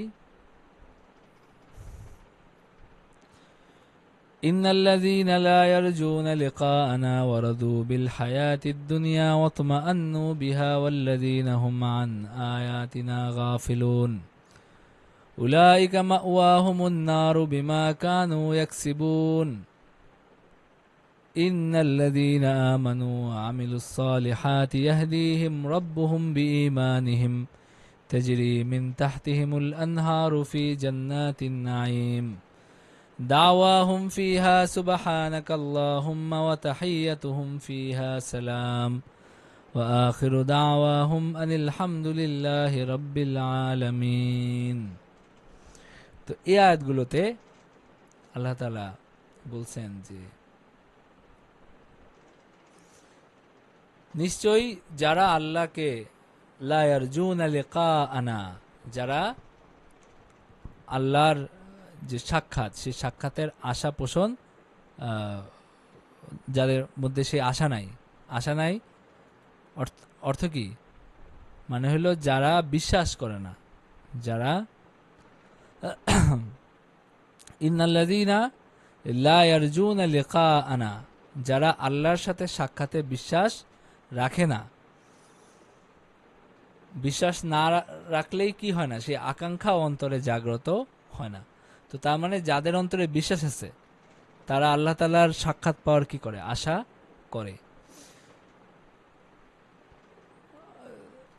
ওয়ারাদু বিল হায়াতিদ দুনিয়া, এবং তারা হলো দুনিয়ার জীবন নিয়ে সন্তুষ্ট থাকে। আখিরাতের জীবনকে বাদ দিয়ে তারা হলো দুনিয়ার জীবনকে প্রাধান্য দেয় এবং তারা তুচ্ছ জীবনকে বেশি গুরুত্বপূর্ণ মনে করে উন্নত জীবন বা প্রকৃত জীবনের চেয়ে।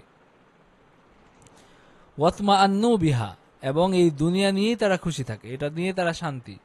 দুনিয়াতে সুখে থাকলেও, ভালো খাইলেও এরপরে তাদের আর কোনো কি নাই, চিন্তা নাই। মানে পরকালে যে ভালো থাকতে হবে এই চিন্তাটা, এই পেরেশানি তাদের নাই। তারা দুনিয়াতে যা আছে ওইটা নিয়ে তারা খুশি, তারা ইতমিনানের সাথে আছে।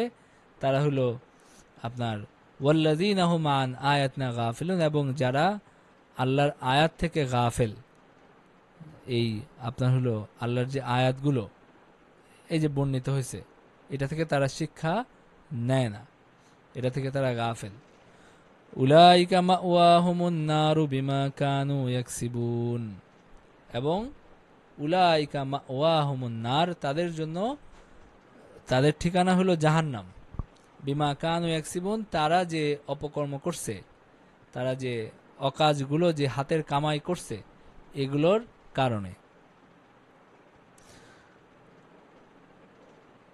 মানে তাদের কুফরির কারণে, তাদের অপরাধের কারণে তাদের ঠিকানা হয়েছে জাহান্নাম। তার মানে এটা তারা নিজেরাই কি করছে? কামাই করছে। ইন্নাল্লাযীনা আমানু ওয়া আমিলুস সালিহাতি ইয়াহদিহিম রাব্বুহুম বিঈমানিহিম, যারা ঈমান আনছে, যারা সৎ মানে আমলে সালেহ করছে, তাদের রব তাদের ঈমানের মাধ্যমে কি করছেন? পথ প্রদর্শন করছেন। অর্থাৎ তাদেরকে জান্নাতের দিকে তিনি কি করছেন? তিনি পথ প্রদর্শন করছেন। ইয়াহদিহিম রাব্বুহুম বিঈমানিহিম, তারা জান্নাতে প্রবেশ করবে। দাওয়াহুম ফিহা সুবহানাকাল্লাহুম্মা তাজরি মিন রাব্বুহুম বিইমানিহিম তাজরি মিন তাহতিহিমুল আনহার। এই জান্নাতের পাদদেশে কি হবে? নদী প্রবাহিত হবে, ঝর্ণাধারা থাকবে। এই ফি জান্নাতিন নাঈম, এই জান্নাতে নাঈমে তাদের যে প্রাসাদ থাকবে সেখানে, সেই প্রাসাদের নিচ দিয়ে নদী প্রবাহিত হয়ে যাবে। তো একটা মনোরম একটা দৃশ্যের বর্ণনা দেওয়া হয়েছে। দাওয়াহুম ফিহা সুবহানাকাল্লাহুম্মা ওয়া তাহিয়াতুহুম ফিহা সালাম।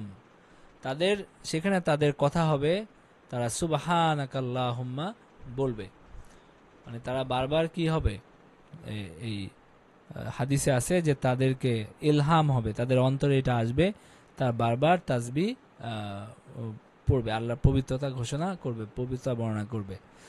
তো তাদের কথা হবে জান্নাতে তাহিয়া, এই তাসবিহ, আল্লাহর তাসবিহ।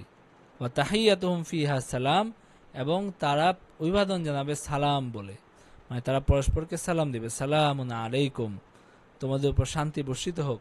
যেভাবে ফেরেশতারা সালাম দেয়, কারণ এই সালামটা তো জান্নাত থেকে আসছে। এই সালাম হাদিসে আছে যে যখন আদম আলাইহিস সালামকে সৃষ্টি করা হলো তখন তিনি ফেরেশতাদের কাছ থেকে সালাম শিখছেন। তো তার মানে সেই ধারাবাহিকতায় দুনিয়াতে সালাম আসছে। তো তার মানে আবার এই সালাম আমাদের সাথে কি হবে, ফেরেশতারাও যেহেতু সালাম দেয়, আমাদের সাথে জান্নাতেও এই সালামটা যাবে, এবং পরস্পর জান্নাতে এই অভিবাদন জানানো হবে সালাম দিয়ে। ওয়াল মালাইকাতু ইয়াদখুলুনা আলাইহিম মিন কুল্লি বাব, আর মানুষ সব দিক থেকে তাদের কাছে প্রবেশ করবে এবং সালামুন আলাইকুম বলবে। এটা সূরা রাদে আছে। আল্লাহ তাআলা বলেন ওয়া আখিরু দাওয়াহুম আনিল হামদুলিল্লাহি রাব্বিল আলামিন, আর তাদের শেষ কথা হবে আলহামদুলিল্লাহি রাব্বিল আলামিন। তারপরে প্রথমে বলতেছে সুবহানাকাল্লাহুম্মা, এরপরে আবার মানে যখন সালাম দিয়ে শেষ কথা শেষ হবে তখন আবার বলবে আলহামদুলিল্লাহি রাব্বিল আলামিন। এটার জন্যই ওই যে আপনারা দেখেন যে ওয়াজের শেষে আমরা কি বলি, আমিও ক্লাস শেষে বলি যে ওয়া আখিরু দাওয়ানা আনিল হামদুলিল্লাহি রাব্বিল আলামিন। আমাদের শেষ কথা কি? সব প্রশংসা আল্লাহ তাআলার। তো তার মানে হলো যে এটা এই কোরআনে এখানে এইভাবে আসছে যে জান্নাতীরা তাদের কথার শেষে বলবে যে আখিরু দাওয়াহুম, তাদের শেষ কথা এটা হবে যে আনিল হামদুলিল্লাহি রাব্বিল আলামিন। কারোর সাথে সাক্ষাৎ হলে তারা যেমন আল্লাহ তাআলার প্রশংসা করবে, পরস্পরকে সালাম দিবে, আবার শেষে আলহামদুলিল্লাহি রাব্বিল আলামিন বলে বিদায় নিবে। আচ্ছা, এরপরে আচ্ছা এটা গেল। এই আয়াতগুলো থেকে যে শিক্ষা নির্দেশনা আমরা পাই এটা হলো যে দুনিয়ার আরামায়েশ নিয়ে ব্যস্ত এবং সন্তুষ্ট লোকদের বিরুদ্ধে কঠোর সতর্কবাণী উচ্চারণ করা হয়েছে। যারা দুনিয়া নিয়ে ব্যস্ত, দুনিয়া নিয়ে কিছু মাত্রায় ব্যস্ততা ভালো, কিন্তু একেবারে হলো আখেরাতের উপর প্রাধান্য দেয় যারা, তাদের ব্যাপারে তাদেরকে সতর্ক করা হয়েছে যে এই যে দুনিয়া, আল্লাহ তাআলার সাক্ষাতের কথা মনে নাই, আল্লাহ তাআলার সাথে দেখা হবে, দেখা করতে হবে, এটা কোনো মাথায় নাই, সারাদিন দিন রাত 24 ঘন্টা দুনিয়া নিয়ে ব্যস্ত আছে। তো তাদের অবিশ্বাসীদের সাথে কি হয়, তাদের লাইফস্টাইল, তাদের জীবনযাপনের একটা মিল দেখা যায়। তো এটার জন্য সাবধান হওয়া উচিত। নাম্বার 2 হলো আল্লাহ নিদর্শনাবলী থেকে যারা গাফেল হয়েছে তারা তাদের শাস্তির কথা বলা হয়েছে 7 এবং 8 নম্বর আয়াতে। 9 নম্বর আয়াতে ঈমান এবং নেক আমল হলো জান্নাতের চাবি এবং হেদায়েতের উপম উপায়। ঈমান এবং নেক আমল এটা হলো জান্নাতের চাবি এবং হেদায়েতের পন্থা, হেদায়েতের রাস্তা। তার মানে ঈমান এবং নেক আমলের মাধ্যমে আমরা কি পাইতে পারি, আর হেদায়েত পাইতে পারি, এবং এই রাস্তা ধরে আমরা জান্নাতে পৌঁছে যাইতে পারি। সুবহানাল্লাহ, সালাম এবং আলহামদুলিল্লাহ এগুলো জান্নাতি শব্দ। জান্নাতে এইভাবে মানে এভাবে মানুষ কথা বলবে, সালাম দিবে। দোয়া প্রার্থনাকারীর পক্ষে দোয়া শেষে ও আখিরু দাওয়ানা আলহামদুলিল্লাহি রাব্বিল আলামিন বলা মুস্তাহাব, তবে এর সঙ্গে সূরা সাফফাতের শেষ 3 আয়াত পড়ে নেওয়া উত্তম। যাই হোক, এটাও এখানে আসছে। আচ্ছা, এটা হলো আমাদের 1 নম্বর রুকু শেষ হলো। তো আপনারা একজন একটু উপলব্ধি বলেন বা শিক্ষাগুলো বা একটা দুইটা শিক্ষা একটু বলেন, আমরা সামনে আগাই, পরের রুকুতে যাই।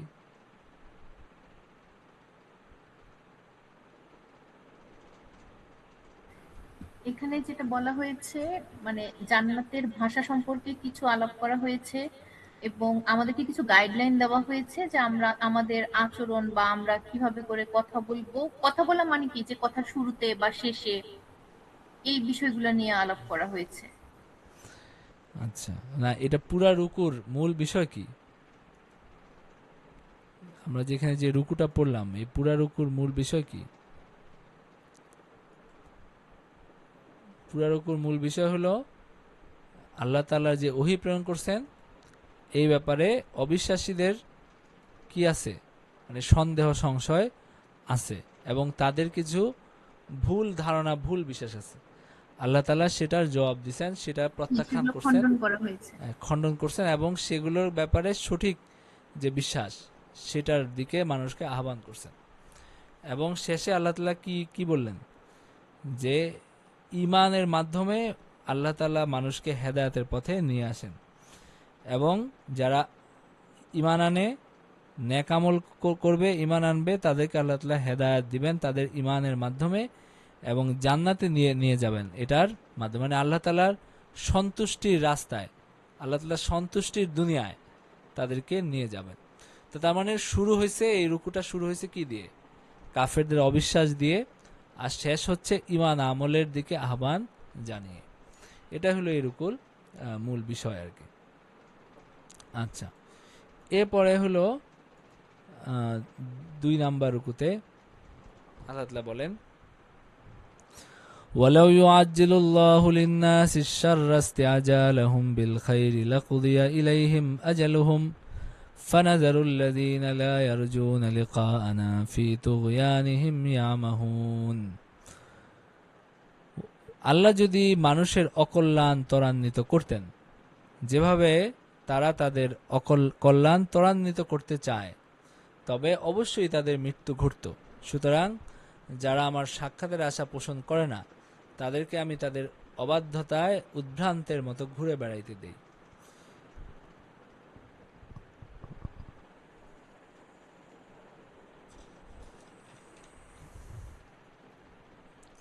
وَإِذَا مَسَّ الْإِنسَانَ الضُّرُّ دَعَانَا لِجَنبِهِ أَوْ قَاعِدًا أَوْ قَائِمًا।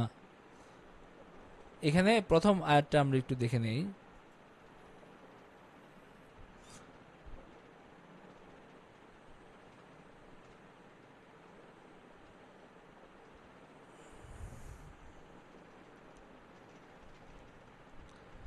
মানে হলো যে আল্লাহ তাআলা এখানে বলতেছেন যে মানুষ যখন বদদোয়া করে, এখানে মুজাহিদ বলেন, মুজাহিদকে আমি আগেও বলছি আপনাদেরকে, মুজাহিদকে, মুজাহিদ হলো হযরত ইবনে আব্বাস রাদিয়াল্লাহু আনহুর শিষ্য। হযরত ইবনে আব্বাস, যার মাধ্যমে আমরা তার তাফসির, রাসূলের তাফসির পাইছি অনেক ক্ষেত্রে। তো মুজাহিদ এই কথা বলছেন মানে কি? মানে হলো এটার একটা সূত্র হয়তো ইবনে আব্বাস পর্যন্ত গেছে, না তো নবীজি সাল্লাল্লাহু আলাইহি ওয়াসাল্লাম পর্যন্ত গেছে। তো তিনি আয়াতটা এভাবে ব্যাখ্যা করছেন যে মানুষ তার নিজের ওপরে, তার ছেলে মেয়েদের জন্য সে ধ্বংসের কথা বলে না, বলে যে তোর তোর মরণ হোক, তোর ধ্বংস হোক, এবং হলো নিজের কথা বলে আমি কেন মানে মরি না, এই ধরনের কথাবার্তা মানুষ বলে। তো আল্লাহ তাআলা বলতেছেন যে যদি আল্লাহ তাআলা তাদের এই কথাগুলো ধরতেন এবং যেভাবে তিনি, মানে যেভাবে মানুষ মানে ভালো কল্যাণকর বিষয় চায় সেভাবে যদি তিনি এই খারাপ জিনিসগুলো তাদেরকে দিয়ে দিতেন, তাহলে লাকুদিয়া ইলাইহিম আজালুহুম, তাহলে তারা কি করতো? তারা ধ্বংস হয়ে যেত, তারা ধ্বংস হয়ে যাইত, তাদেরকে মৃত্যু দিতে হইতো তাদের দোয়া অনুযায়ী। কিন্তু আল্লাহ তাআলা ফানাজারুল লাযীনা লা ইয়ারজুনা লিকাআনা, আল্লাহ তাআলা যারা আল্লাহ তাআলার সাক্ষাৎ কামনা করে না তাদেরকেও আল্লাহ তাআলা সময় দেন, তিনি ছেড়ে রাখেন। তারা এই বিভ্রান্তির মধ্যে কি করতে থাকে? ঘুরপাক খাইতে থাকে। তারা বিভ্রান্তির মধ্যে তারা ঘুরপাক খাইতে থাকে, উদ্ভ্রান্তের মধ্যে ঘুরে বেড়াইতে থাকে।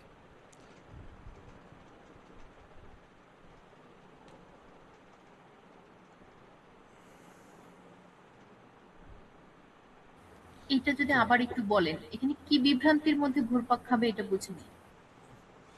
মানে আল্লাহ তাআলা, যারা আল্লাহ তাআলাকে মানে না তাদেরকেও তিনি ছেড়ে রাখেন, মানে তাদেরকে যে সাথে সাথে শাস্তি দিয়ে দেন এরকম না, জি, তিনি তাদেরকে ছেড়ে রাখেন, তাদের বিভ্রান্তির মধ্যে তারা কি করতে থাকে? ঘুরপাক খাইতে থাকে।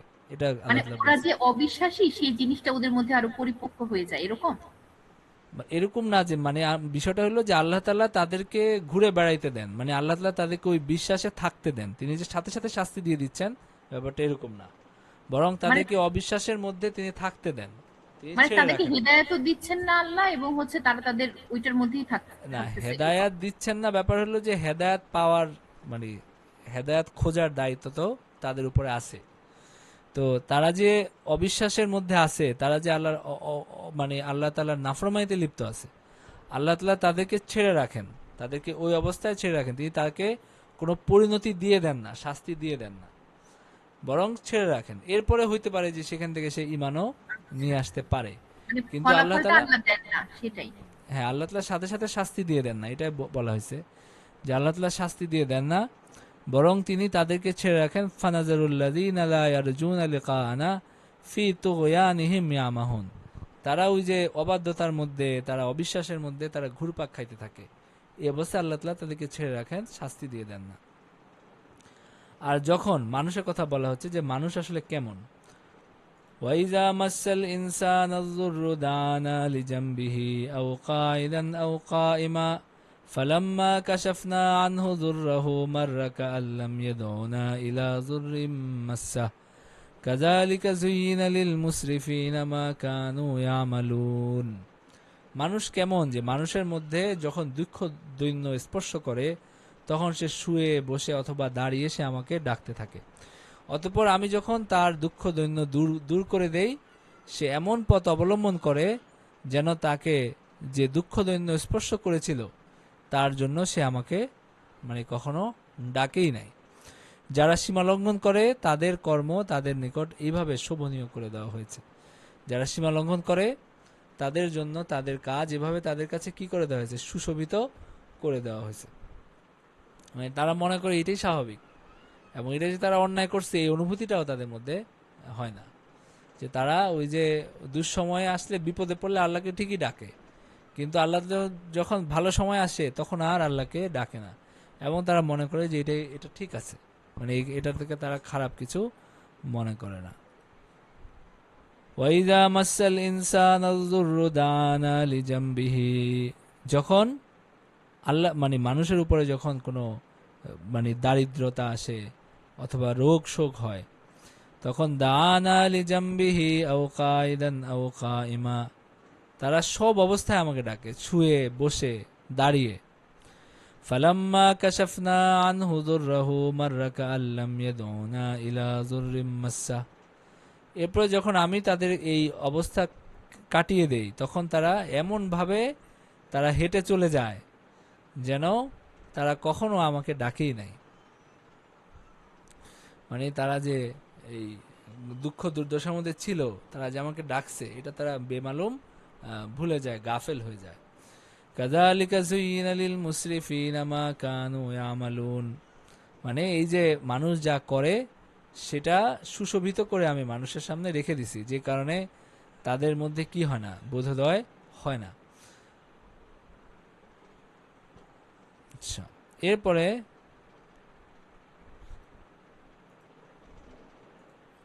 ওয়ালাকাদ আহলাকনাল কুরুনা মিন ক্বাবলিকুম লাম্মা যালামু ওয়াজাআতহুম রুসুলুহুম বিল বায়িনাতি ওয়ামা কানু লিয়ুমিনু কাযালিকা নাজজিল কওমাল মুজরিমিন। ওয়ালাকাদ আহলাকনাল কুরুনা মিন ক্বাবলিকুম লাম্মা যালামু, তোমাদের পূর্বে আমি বহু মানব গোষ্ঠীকে ধ্বংস করে দিয়েছি।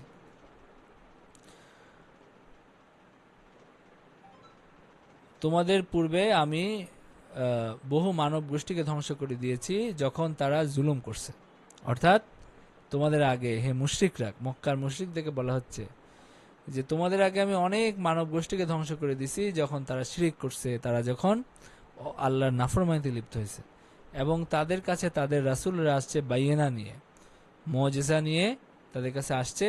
ওয়ামা কানু লিয়ুমিন, এবং তাদের কোনো ইচ্ছা ছিল না ঈমান আনার, মানে ঈমান আনার কোনো অবস্থা তাদের মধ্যে ছিল না, কোনো পদক্ষেপ ছিল না, কোনো আগ্রহ ছিল না, তারা ঈমান আনার ছিল না। তো এবং এই জুলুমের কারণে তো তা মানে তার মানে তাদের এই যে ধ্বংস হয়েছে তারা, এটা কারণ কি দুইটা, একটা হলো জুলুম আর একটা হলো ঈমান না আনা। কাযালিকা নাজিজিল কওমাল মুজরিমিন, এইভাবে আমি অপরাধীদেরকে শাস্তি দিয়ে থাকি। এইভাবে যারা অপরাধ করে, যারা নবীদেরকে মিথ্যা সাব্যস্ত করে, যারা জমিনে ফাসাদ সৃষ্টি করে, যারা জুলুম করে, তাদের উপরে এইভাবে আমি শাস্তি অবতীর্ণ করে থাকি। এরপরে তাদের পরে হলো আমি তোমাদেরকে সুম্মা জাআলনাকুম খালাইফা ফিল আরদি মিন বাদিহিম লিনানজুরা কাইফা তা'মালুন। এরপরে তাদের পর পৃথিবীতে তোমাদেরকে আমি স্থলাভিষিক্ত করছি তোমরা কেমন কাজ করো এটা দেখার জন্য। সুম্মা জাআলনাকুম খালাইফা মানে তারপরে তারা চলে গেছে দুনিয়া থেকে, তাদেরকে ধ্বংস করে দেওয়ার পরে আমি তোমাদেরকে দুনিয়া জমিনের প্রতিনিধি বানাইছি। লিনানজুরা কাইফা তা'মালুন, আমি দেখতে চাই যে তোমরা কেমন কাজ করো, ভালো কাজ করো নাকি মন্দ কাজ করো, এবং সেই অনুযায়ী তোমাদেরকে কি করা হবে, প্রতিদান দেওয়া হবে।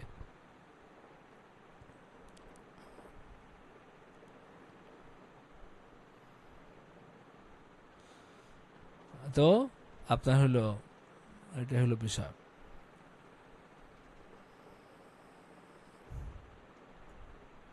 তো আল্লাহ তাআলা তো একটা বিষয় আছে না, আল্লাহ তাআলা তো জানেন কে কি কাজ করবে, সেটা তো আল্লাহ তাআলা জানেন।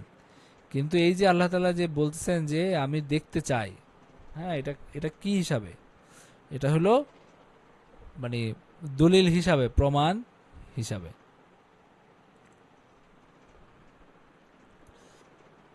মানে বাস্তবে এটা প্রমাণিত হলো যে তারা আসলে ভালো কাজ করছে না খারাপ কাজ করছে, এবং এই কাজের কারণে তারা কি হবে, তাদের শাস্তি হবে এবং তারা প্রতিদান পাবে। আচ্ছা, এরপরে হলো এই ইয়া থেকে যে শিক্ষা নির্দেশনাগুলো আছে, 11 নম্বর আয়াত থেকে আমরা বুঝতে পারি যে কল্যাণ সম্পর্কে দোয়া করলে আল্লাহ তাআলার রীতি হলো অধিকাংশ ক্ষেত্রে তিনি শীঘ্রই সেগুলো কবুল করে ফেলেন। আর মূর্খরা নিজেদের জন্য অকল্যাণ কামনা করলে আল্লাহ তাআলার রীতি হলো তিনি সাথে সাথে কবুল করেন না, যেন তারা সঠিক পথে ফিরে আসে এবং চিন্তা ভাবনা করে। 12 নম্বর আয়াতে আছে মানুষের অকৃতজ্ঞতায় বিষয়টি জানা যায়, বিশেষ করে কাফেরদের চরম অকৃতজ্ঞতার বিষয়টি জানা যায়। তা হলো বিপদে পড়লে তারা আল্লাহকে ডাকে আর উদ্ধার পেলে আল্লাহকে ভুলে যায়। এই বিষয়টা আল্লাহ বলছেন। এরপরে অকৃতজ্ঞতার নিন্দা করা হয়েছে। পাপীদের কাছে তাদের পাপ কর্ম পছন্দনীয় মনে হয়, এটা আল্লাহ তাআলার পক্ষ থেকে এক পরীক্ষা। আর 13 নম্বর আয়াতে আছে যে মানুষের সীমা লঙ্ঘন এক পর্যায়ে আল্লাহ তাআলার পক্ষ থেকে ধ্বংস নেমে আসে, মানে সীমা লঙ্ঘনের কারণে এক পর্যায়ে আল্লাহ তাআলার পক্ষ থেকে ধ্বংস নেমে আসে। যদিও আল্লাহ তাআলা উম্মতে মুহাম্মদের ব্যাপারে ওয়াদা করেছেন যে তাদের সবাইকে একসঙ্গে আযাব দিয়ে ধ্বংস করবেন না, এই ব্যাপারে আল্লাহ তাআলা ঘোষণা দিচ্ছেন বা ওয়াদা করছেন, কিন্তু বিশেষ বিশেষ ব্যক্তি বা সম্প্রদায়ের উপর আযাব নেমে আসা অসম্ভব নয়। পূর্ববর্তী বিভিন্ন জাতিকে ধ্বংস করার কথা উল্লেখ করে এই উম্মতকেও সতর্ক করা হয়েছে যেন তারা ধ্বংসের উপকরণ গ্রহণ না করে। পূর্ববর্তী নবীগণকে দলিল প্রমাণ সহ প্রেরণ করা হয়েছিল যেন দলিল প্রমাণের দাবি অমান্য করায় তাদেরকে ধ্বংস করা হয়। অপরাধীদেরকে সতর্ক করা হয়েছে, অপরাধীদেরকে এখানে এই আয়াতে সতর্ক করা হয়েছে। 14 নম্বর আয়াতে আল্লাহ তাআলা উম্মতে মুহাম্মদীকে প্রতিনিধি করে পাঠিয়েছেন তাদের আমলকে পরীক্ষা করার উদ্দেশ্যে। এতে বোঝা যায় পৃথিবীতে সাম্রাজ্য এবং প্রভাব প্রতিপত্তি কোনো গর্ব অহংকারের বিষয় নয়, বরং একটি ভারী দায়িত্ব বা বোঝা। এখানে বহু দায়িত্ব আছে। আল্লাহ তাআলা দেখতে চান কারা কেমন আমল করে, সে মতো তিনি তাদেরকে শাস্তি এবং পুরস্কার দান করবেন, এটাও এখান থেকে বোঝা যায়। আচ্ছা, এরপরে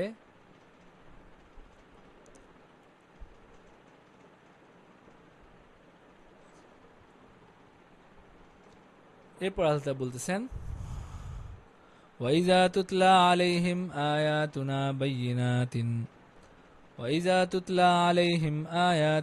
بَيِّنَاتٍ قَالَ الَّذِينَ لَا يَرْجُونَ لِقَاءَنَا ائْتِ بِقُرْآنٍ غَيْرِ هَذَا أَوْ بَدِّلْهُ قُلْ مَا يَكُونُ لِي أَنْ أُبَدِّلَهُ مِنْ تِلْقَاءِ نَفْسِي إِنْ أَتَّبِعُ إِلَّا مَا يُوحَى إِلَيَّ إِنِّي أَخَافُ إِنْ عَصَيْتُ رَبِّي عَذَابَ يَوْمٍ عَظِيمٍ وَإِذَا تُتْلَى عَلَيْهِمْ آيَاتُنَا بَيِّنَاتٍ ওয়াইদা তুতলা আলাইহিম আয়াতুনা বাইয়িনাতিন, যখন তাদের সামনে মানে মুশরিকদের সামনে কোরআনের আয়াত মানে পাঠ করা হয়, যেটা স্পষ্ট, সেটা যখন পাঠ করা হয়, কাল আল্লাযিনা লা ইয়ারজুনা লিকানা, যারা আল্লাহর সাক্ষাৎ চায় না, যারা অবিশ্বাসী, যারা কাফের, তারা হলো যারা ঈমান আনে না এই পুনরুত্থানের উপরে, হিসাবের উপরে, যারা সওয়াবের আশা করে না, শাস্তির ভয় করে না, অবিশ্বাসী আর কি যারা, তারা বলে যে ইতি বিকুরআনিন গায়রি হাযা, এটা বাদ দিয়ে অন্য একটা কোরআন নিয়ে আসো হে মুহাম্মদ, এই যে এই কিতাব, এটা বাদ দিয়ে অন্য কোনো কিতাব নিয়ে আসো, যেখানে আমাদের স্রষ্টাদেরকে মন্দ বলা হয় নাই, আমাদের যে বিশ্বাস এগুলোকে প্রত্যাখ্যান করা হয় নাই, মানে একটা মিক্স আপ, মানে একটা মিক্স করে যেখানে সমন্বয় করা হয়েছে, এরকম কিছু নিয়ে আসো। তারা এই কোরআন শুনতে চায় না। অথবা আওবাদ্দিল, অথবা এই আয়াত আপনি পরিবর্তন করেন, আয়াতের আযাবের আয়াতগুলো রহমতের আয়াত দিয়ে পরিবর্তন করেন, এবং আমাদের ইলাহাদেরকে যেখানে খারাপ বলা হয়েছে সেখানে তাদের প্রশংসা দিয়ে পরিবর্তন করেন, এবং হারাম জিনিসগুলোকে হালাল দিয়ে পরিবর্তন করেন। তো এটা তারা বলছিল, এটা বিদ্রুপ করে বা আপনার হলো ঠাট্টা মশকরা করে এই কথা তারা বলছিল। তো ইবনে আব্বাস রাদিয়াল্লাহু আনহু বলেন যে আয়াতটা নাজিল হয়েছে এই যারা বিদ্রুপকারী তাদের ব্যাপারে, যারা আহলে মক্কার মধ্যে, মক্কাবাসীর মধ্যে যারা, মক্কার মুশরিকদের মধ্যে যারা কোরআন নিয়ে বিদ্রুপ করছিল তাদের ব্যাপারে এটা নাজিল হয়েছে। তারা বলতো যে হে মুহাম্মদ ইতিনা বিকুরআনিন গায়রি হাযা ফিহি মা নাসআলুক, মানে হলো আমরা তোমাকে যে প্রশ্ন করি সেটা জবাব আছে, এরকম কোরআন নিয়ে আসো, এই ধরনের কথাবার্তা বলতো। কুল মা ইয়াকুনু লি আন উবাদদিলাহু মিন তিলকাই নাফসি, হে মুহাম্মদ সাল্লাল্লাহু আলাইহি ওয়াসাল্লাম আপনি বলুন যে মা ইয়াকুনু লি, এটা আমার জন্য সমীচীন না যে আমি নিজে থেকে এই কোরআনকে পরিবর্তন করতে পারবো বা করব, এটা আমার জন্য কি না, সম্ভব না। ইন আত্তাবিউ ইল্লা মা ইউহা ইলাই, আমি শুধু অনুসরণ করি আমার উপরে যে ওহী আসছে এটারই শুধু অনুসরণ আমি করি, মানে আমার কাছে যে ওহী আসছে, যে আমার রব যে ওহী প্রেরণ করছেন সেটারই অনুসরণ আমি করি। তো সুতরাং আমি হলো আল্লাহর নির্দেশিত বান্দা, এবং আল্লাহ তাআলার বার্তা আমি পৌঁছে দেই, এর বেশি কিছু না। নিজে থেকে কোনো পরিবর্তন করার শক্তি বা ক্ষমতা আমার নাই। ইন্নী আখাফু ইন আসাইতু রাব্বি আযাবা ইয়াউমিন আযীম, আমি ভয় করি যদি আমি হলো তার নির্দেশ অমান্য করি, তাহলে আমি যদি ওহী বদল করে দিই তার নির্দেশের অমান্য করে, তাহলে আমি কঠিন শাস্তির ভয় করি, কিয়ামতের দিন কঠিন শাস্তি আমার হবে, সে ভয় আমার। তার মানে আমিও শাস্তি এবং হিসাবের বাইরে না, আমিও আল্লাহ তাআলার ক্ষমতা, তার শাস্তি, তার হিসাবের বাইরে না, আমারও হিসাব নিকাশ আছে। তো সুতরাং আমি যে তোমাদের কথা মতো চেঞ্জ করব, পরে আমারই রক্ষা করার ক্ষমতা তোমাদের তো নাই। তো সুতরাং আল্লাহ তাআলা যেভাবে কোরআন অবতীর্ণ করছেন এটা এইভাবেই থাকবে, এটা কারো দাবির প্রেক্ষিতে পরিবর্তন হওয়ার কোনো সুযোগ নাই। আচ্ছা, এরপরে নবীজি আরো বলতেছেন এখানে যে কুল লাউ শাআ আল্লাহু মা তালাউতুহু আলাইকুম ওয়ালা আদরাকুম বিহি ফাকাদ লাবিস্তু ফীকুম উমরাম মিন ক্বাবলিহি আফালা তাকিলুন, বলো আল্লাহ যদি চাইতেন আমিও তোমাদের নিকট এটা তেলাওয়াত করতাম না, এবং তিনি তোমাদেরকে এ বিষয়ে অবহিত করতেন না। আমি তো এর পূর্বে তোমাদের মধ্যে জীবনে দীর্ঘকাল অবস্থান করছি, তবুও তোমরা কেন বুঝতে পারো না? আমি যে 40 বছর তোমাদের মধ্যে ছিলাম, আমি না পড়তে জানি না লিখতে জানি না, আমি কোনোদিন কোনো কবিতা তোমাদেরকে বলছি। তো সুতরাং হঠাৎ করে আমি যে এত মানে যেটাকে তোমরা জাদু বলতে বাধ্য হচ্ছ, এইটা যে আমি নিয়ে আসলাম, তো এটা কিভাবে তোমরা হলো বুঝো? তো তোমাদের কি করা উচিত, চিন্তা করা উচিত। ফামান আযলামু মিম্মান ইফতারা আলাল্লাহি কাযিবান আও কাযযাবা বিআয়াতিহি ইন্নাহু লা ইউফলিহুল মুজরিমুন, তার চেয়ে যে ব্যক্তি আল্লাহ সম্পর্কে মিথ্যা রটনা করে, আল্লাহর নিদর্শনকে অস্বীকার করে, তার চেয়ে বেশি জালেম আর কে হইতে পারে? তো সুতরাং তোমাদের কথা মতো আমি যদি এটা পরিবর্তন করি, অথবা এটা যদি হয় যে আমি নিজে লিখে এটাকে আল্লাহর নামে চালাচ্ছি, তাহলে আমার চেয়ে বড় জালেম আর কে হইতে পারে? ওয়ায়াবুদুনা মিন দুনিল্লাহি মা লা ইয়াযুররুহুম ওয়া লা ইয়ানফাউহুম, এবং আল্লাহকে বাদ দিয়ে তারা ইবাদত করে, তারা আল্লাহ ব্যতীত যার ইবাদত করে তা তাদের ক্ষতিও করতে পারে না, উপকারও করতে পারে না।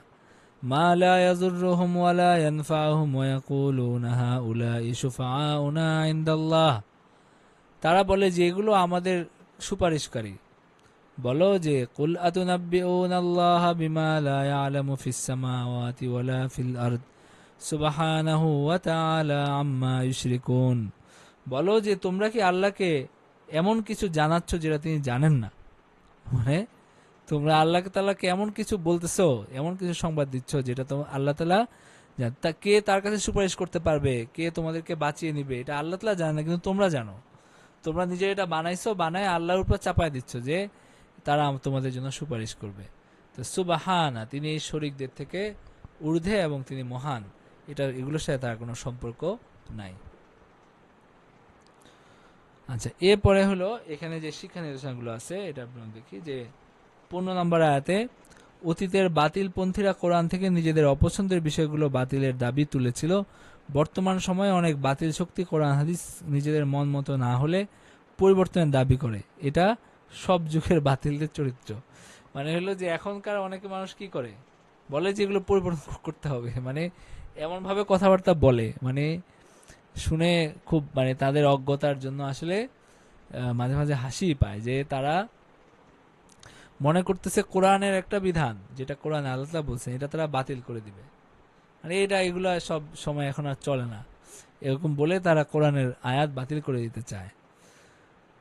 তো এটা হলো একটা বিষয়। আরেকটা হলো যে আসমানি কিতাবে কোনো পরিবর্তন ঘটানোর অধিকার স্বয়ং নবী রাসূলদেরও নাই, অন্য কারো অধিকার তো থাকার প্রশ্নই আসে না। নাম্বার 3 হলো নবী রাসূলগণ একমাত্র ওহীর অনুসরণ করে থাকেন, আর কিতাবে পরিবর্তন ঘটানো মহাপাপ, এরকম করলে পরকালে কঠিন শাস্তি হবে। এটা 15 নম্বর আয়াত থেকে বোঝা যায়। 16 নম্বর আয়াত থেকে বোঝা যায় যে রাসূল সাল্লাল্লাহু আলাইহি ওয়াসাল্লাম দীর্ঘ 40 বছর বয়স অতিক্রান্ত করার সময় শিক্ষা এবং সাহিত্যে কোনো পরিচিতি তার হয় নাই। হঠাৎ করে তার থেকে এক বিশাল পাণ্ডিত্যপূর্ণ সাহিত্য সমৃদ্ধ কোরআন এসে গেল। এতে বোঝা যায় এ কোরআন ওহী ব্যতীত আর কিছুই নয়। সুতরাং এটা এখান থেকে বোঝা যায়। নাম্বার 2 হলো রাসূল সাল্লাল্লাহু আলাইহি ওয়াসাল্লামের জীবন তার সত্য হওয়ার একটা মহা দলিল। আকল বুদ্ধি প্রয়োগ করে সত্য অনুধাবনে উদ্বুদ্ধ করা হয়েছে। মানুষকে বলা হয়েছে যে তোমরা নিজেরা কি করো, নিজেদের বিবেককে কাজে লাগাও। ইন্নাস সামা ওয়াল বাসারা ওয়াল ফুআদা কুল্লু উলাইকা কানা আনহু মাসউলা, কোরআনে আরেক আয়াত আছে যে মানুষের কান সম্পর্কে, মানুষের মাথা মস্তিষ্ক সম্পর্কে, মানে ফুআদ যে অন্তর, যে চিন্তা শক্তি অন্তঃশক্তি, সেটা সম্পর্কে মানুষকে প্রশ্ন করা হবে।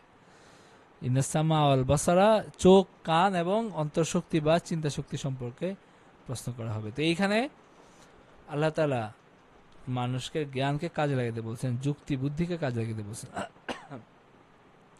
শর্ত নম্বর আয়াতে আল্লাহর বিরুদ্ধে মিথ্যারোপকারী যেমন বড় জালেম, তেমনি কোরআনকে যারা মিথ্যা প্রতিপন্ন করে তারাও বড় জালেম এবং কাফের, এবং উভয়ের কুফরি সমান। জালেমরা সফল কাম হয় না। 18 নম্বর আয়াতে কারো উপকার করা বা ক্ষতি করার ক্ষমতা মূর্তির নাই। মূর্তিকে সুপারিশকারী মনে করে তার ইবাদত করা কুফরি এবং ভ্রান্ত বিশ্বাস ছাড়া কিছুই নয়।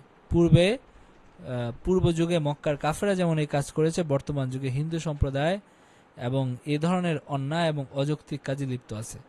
কোনো পীর দরবেশ বা আল্লাহর দরবারে সুপারিশ করবে এই ধারণা পোষণ করে তার কবর পূজা কিংবা জীবিত অবস্থায় তাকে সেজদা করা, অন্যান্য ইবাদত করা, এগুলো কুফরি ছাড়া কিছুই নয়। আচ্ছা, এরপরে আল্লাহ তাআলা বলতেছেন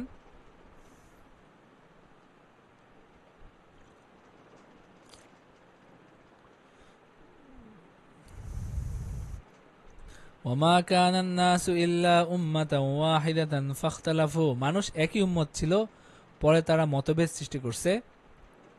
তোমার ওয়ালাউলা কালিমাতুন সাবাকাত মির রাব্বিকা লাকুদিয়া বাইনাহুম ফীমা ফীহি ইখতালিফুন, তোমার প্রতিপালকের পূর্ব ঘোষণা যদি না থাকতো তাহলে যে বিষয়ে তারা মতভেদ ঘটায় তার মীমাংসা তো হইয়াই যাইতো। ওয়ায়াকুলুনা লাউলা উনজিলা আলাইহি আয়াতুম মির রাব্বিহ,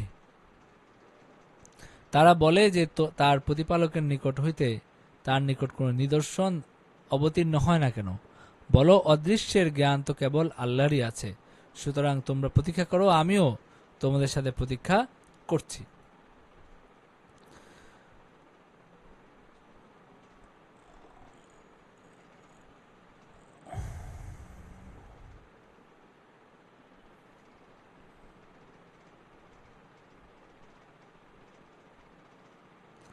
তো মানুষ যদি মানে মানুষ হলো প্রথমত কিসে ছিল? একটা দিনে ছিল, সেটা হলো ইসলাম। সেটা মানে নূহ, আদম এবং নূহ আলাইহিস ইসলামের সময় থেকে, আদম থেকে নূহ পর্যন্ত আহ, এরকম ছিল। এরপরে তারা এটার মধ্যে মতবিরোধ করছে, কিছু অংশ আলাদা হয়ে গেছে। ইবনে আব্বাস বলেন যে আহ, আদম আলাইহিস ইসলামের সন্তানদের মধ্যে এবং নূহ আলাইহিস ইসলামের সন্তানদের মধ্যে 10টা জাতি ছিল, সবাই ছিল ইসলামের, মানে 10টা প্রজন্ম তারা ইসলামের উপর ছিল। তারপরে মানুষের মধ্যে ইখতিলাফ হয়েছে এবং কেউ কেউ মূর্তি পূজা শুরু করছে। তখন আল্লাহ তাআলা রাসূল প্রেরণ করছেন, রাসূল প্রেরণ করে তাদেরকে সতর্ক করছেন এবং সুসংবাদ দিছেন। ওয়ালাউলা কালিমাতুন সাবাকাত মির রাব্বিকা, তার মানে আমরা কি জানলাম এখান থেকে, কি বুঝলাম? যে পৃথিবীতে প্রথম যখন রাসূল প্রেরণ করছেন আল্লাহ তাআলা, মানে মানুষ প্রেরণ করছেন, মানুষ পাঠিয়েছেন, অনেক প্রজন্ম পর্যন্ত তাদের বিশ্বাস ইমানের উপরেই ছিল। এরপরে ধীরে ধীরে সেটা কি হয়েছে, তাদের মধ্যে নানান অপবিশ্বাস, বিভ্রান্তি ঢুকছে এবং হযরত নূহ আলাইহিস সালামের সময় যখন সব ধ্বংস হয়ে গেল, এরপরে শুধু হযরত নূহ আলাইহিস সালামের সন্তানদের মাধ্যমেই কিন্তু সারা পৃথিবীতে মানুষ ছড়াইছে। তো তাদের পরেও, নূহ আলাইহিস সালামের পরেও প্রায় 10 প্রজন্ম পর্যন্ত ভালো ছিল। এরপরে হলো এই মূর্তি পূজা, এগুলো শুরু হয়েছে। ওয়ালাউলা কালিমাতুন সাবাকাত মির রাব্বিক, যদি আল্লাহ তাআলার মানে ফয়সালা না হয়ে থাকতো যে এই শাস্তিটা কিয়ামতের দিন হবে, পরকালে হবে, এই ফয়সালা না থাকলে আল্লাহ তাআলা তাদেরকে দুনিয়াতে শাস্তি দিয়ে দিতেন এবং তাদেরকে ধ্বংস করে দিতেন।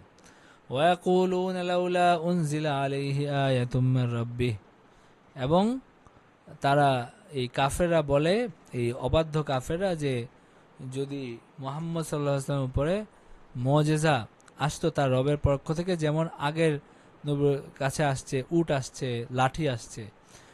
তো ফাকুল ইন্নামাল গায়বু লিল্লাহি, বলো যে তারা যেই কথা বলে, বলে দাও যে গায়েবের বিষয় এটা আল্লাহ তাআলার কাছে আছে, আল্লাহ তাআলা ভালো জানেন এবং তিনি যখন উপযোগী মনে করবেন, প্রয়োজন মনে করবেন, তিনি আয়াত প্রেরণ করবেন। তিনি কারো মতামতের ধার ধারেন না, এটা আল্লাহ তাআলার ক্ষমতার মধ্যে আছে। ফান্তাজিরু ইন্নী মাআকুম মিনাল মুনতাজিরিন, সুতরাং তোমরা অপেক্ষা করতে থাকো, আমিও তোমাদের সাথে অপেক্ষা করছি।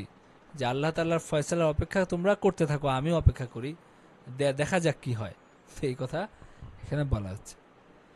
এই আয়াতগুলো থেকে যে শিক্ষা নির্দেশনা আছে, 19 নম্বর আয়াতে তাওহীদই হলো আসল, শিরিক পরবর্তী সৃষ্ট, শিরিক পরবর্তীতে আসছে, তাওহীদই হলো আসল। আমাদের এখানে এখন কিছু বিবর্তন, তারপরে কিছু কিছু বলা হয় যে মানে অনেক পরে এসে মানুষ একেশ্বরবাদী হয়েছে, এরকম বলা হয়, কিন্তু এটা আসলে তাদের বিভ্রান্তি, এটা ঠিক না।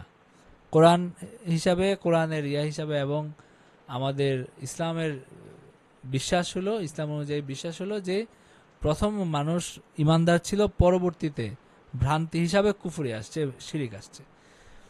মানে মৌলিক বিষয় হলো একত্ববাদ, তাওহীদ, এটা হলো মূল বিষয় এবং এর উপরে বিভ্রান্তি এসে জমা হয়েছে, এই যে শিরিক টিরিক, এইসব বিষয়গুলো। আচ্ছা, দিন এবং আকীদা বিশ্বাসী হলো উম্মত হওয়ার তথা জাতীয়তার মূল বিষয়, বর্ণ, ভাষা এবং স্থান নয়। হযরত আদম আলাইহিস সালাম থেকে হযরত নূহ আলাইহিস সালাম পর্যন্ত মানুষের বর্ণ, রাষ্ট্র এবং ভাষা বিভিন্ন রকম হওয়া সত্ত্বেও তাদেরকে বিভিন্ন উম্মত বলে আখ্যায়িত করা হয় নাই। যেহেতু তাদের দিন একরকম হওয়া সত্ত্বেও তাদেরকে বিভিন্ন উম্মত বলে আখ্যায়িত করা হয়নি, যেহেতু তাদের দিন এক ছিল। এতে বোঝা যায় বর্ণ, ভাষা, গোত্র এবং অঞ্চল ভিত্তিক জাতীয়তাবাদ ইসলাম সমর্থিত নয়। যাই হোক, এটা কোনোভাবে কোনোভাবে মানে লতায় পাতায় এটা উনি একটা বলছেন যে এটা বোঝা যায়। আল্লাহ তাআলা মানুষের ভালো মন্দের বিনিময় আখেরাতে দান করবেন, বিধায় দুনিয়াতে কুফর শিরিকের শাস্তি প্রদান করেন না। সতর্ক করার জন্য এবং অন্যদের শিক্ষার জন্য যৎসামান্য যা কিছু শাস্তি প্রদান করেন তা এর ব্যতিক্রম। 20 নম্বর আয়াতে আছে, গায়েবের এলেম একমাত্র আল্লাহরই রয়েছে, আর কারো নাই, এমনকি সৈয়দুল মুরসালিন প্রিয় নবী সাল্লাল্লাহু আলাইহি ওয়াসাল্লামের গায়েবের জ্ঞান ছিল না। তবে যা কিছু গায়েবের খবর আল্লাহ তাআলা নবীদেরকে অবহিত করছেন সেটুকু তিনি মানুষকে জানাইছেন। মুজিজা ঘটানোর ক্ষেত্রে নবী রাসূলের ইচ্ছার কোনো দখল নাই, বরং তা আল্লাহ তাআলার ইচ্ছাধীন। মানে মুজিজা ঘটানো, একটা নিদর্শন নিয়ে আসে, এটা নবীর ইচ্ছার উপর নির্ভর করে না, বরং আল্লাহ তাআলার ফয়সালা এবং আল্লাহ তাআলার ইচ্ছার উপর নির্ভর করে। তো এই বিষয়গুলো আমরা এখান থেকে শিখলাম বা জানতে পারলাম। আচ্ছা, এই রুকু নিয়ে আমরা আরেকটা রুকু শেষ করলাম। এই রুকু নিয়ে কিছু কথা আপনারা বলেন।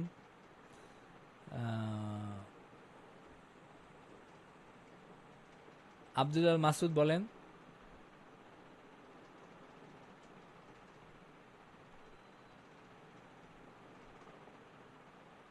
মনে হয় উনি নাই। কানিজ কেয়া বলেন।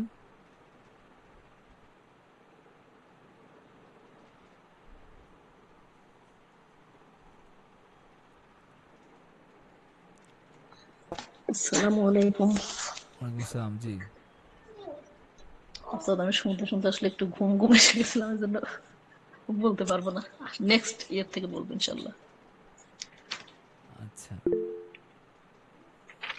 পরের বার। আচ্ছা, তৃষা খন্দকার বলেন। আসসালামু আলাইকুম। লিখি নাই তো, খালি প্রতিবার বললে শেষের শেষের আয়াতটা না, মনে আপনার থাকে। আচ্ছা, আপনি শেষের আয়াতই বলেন।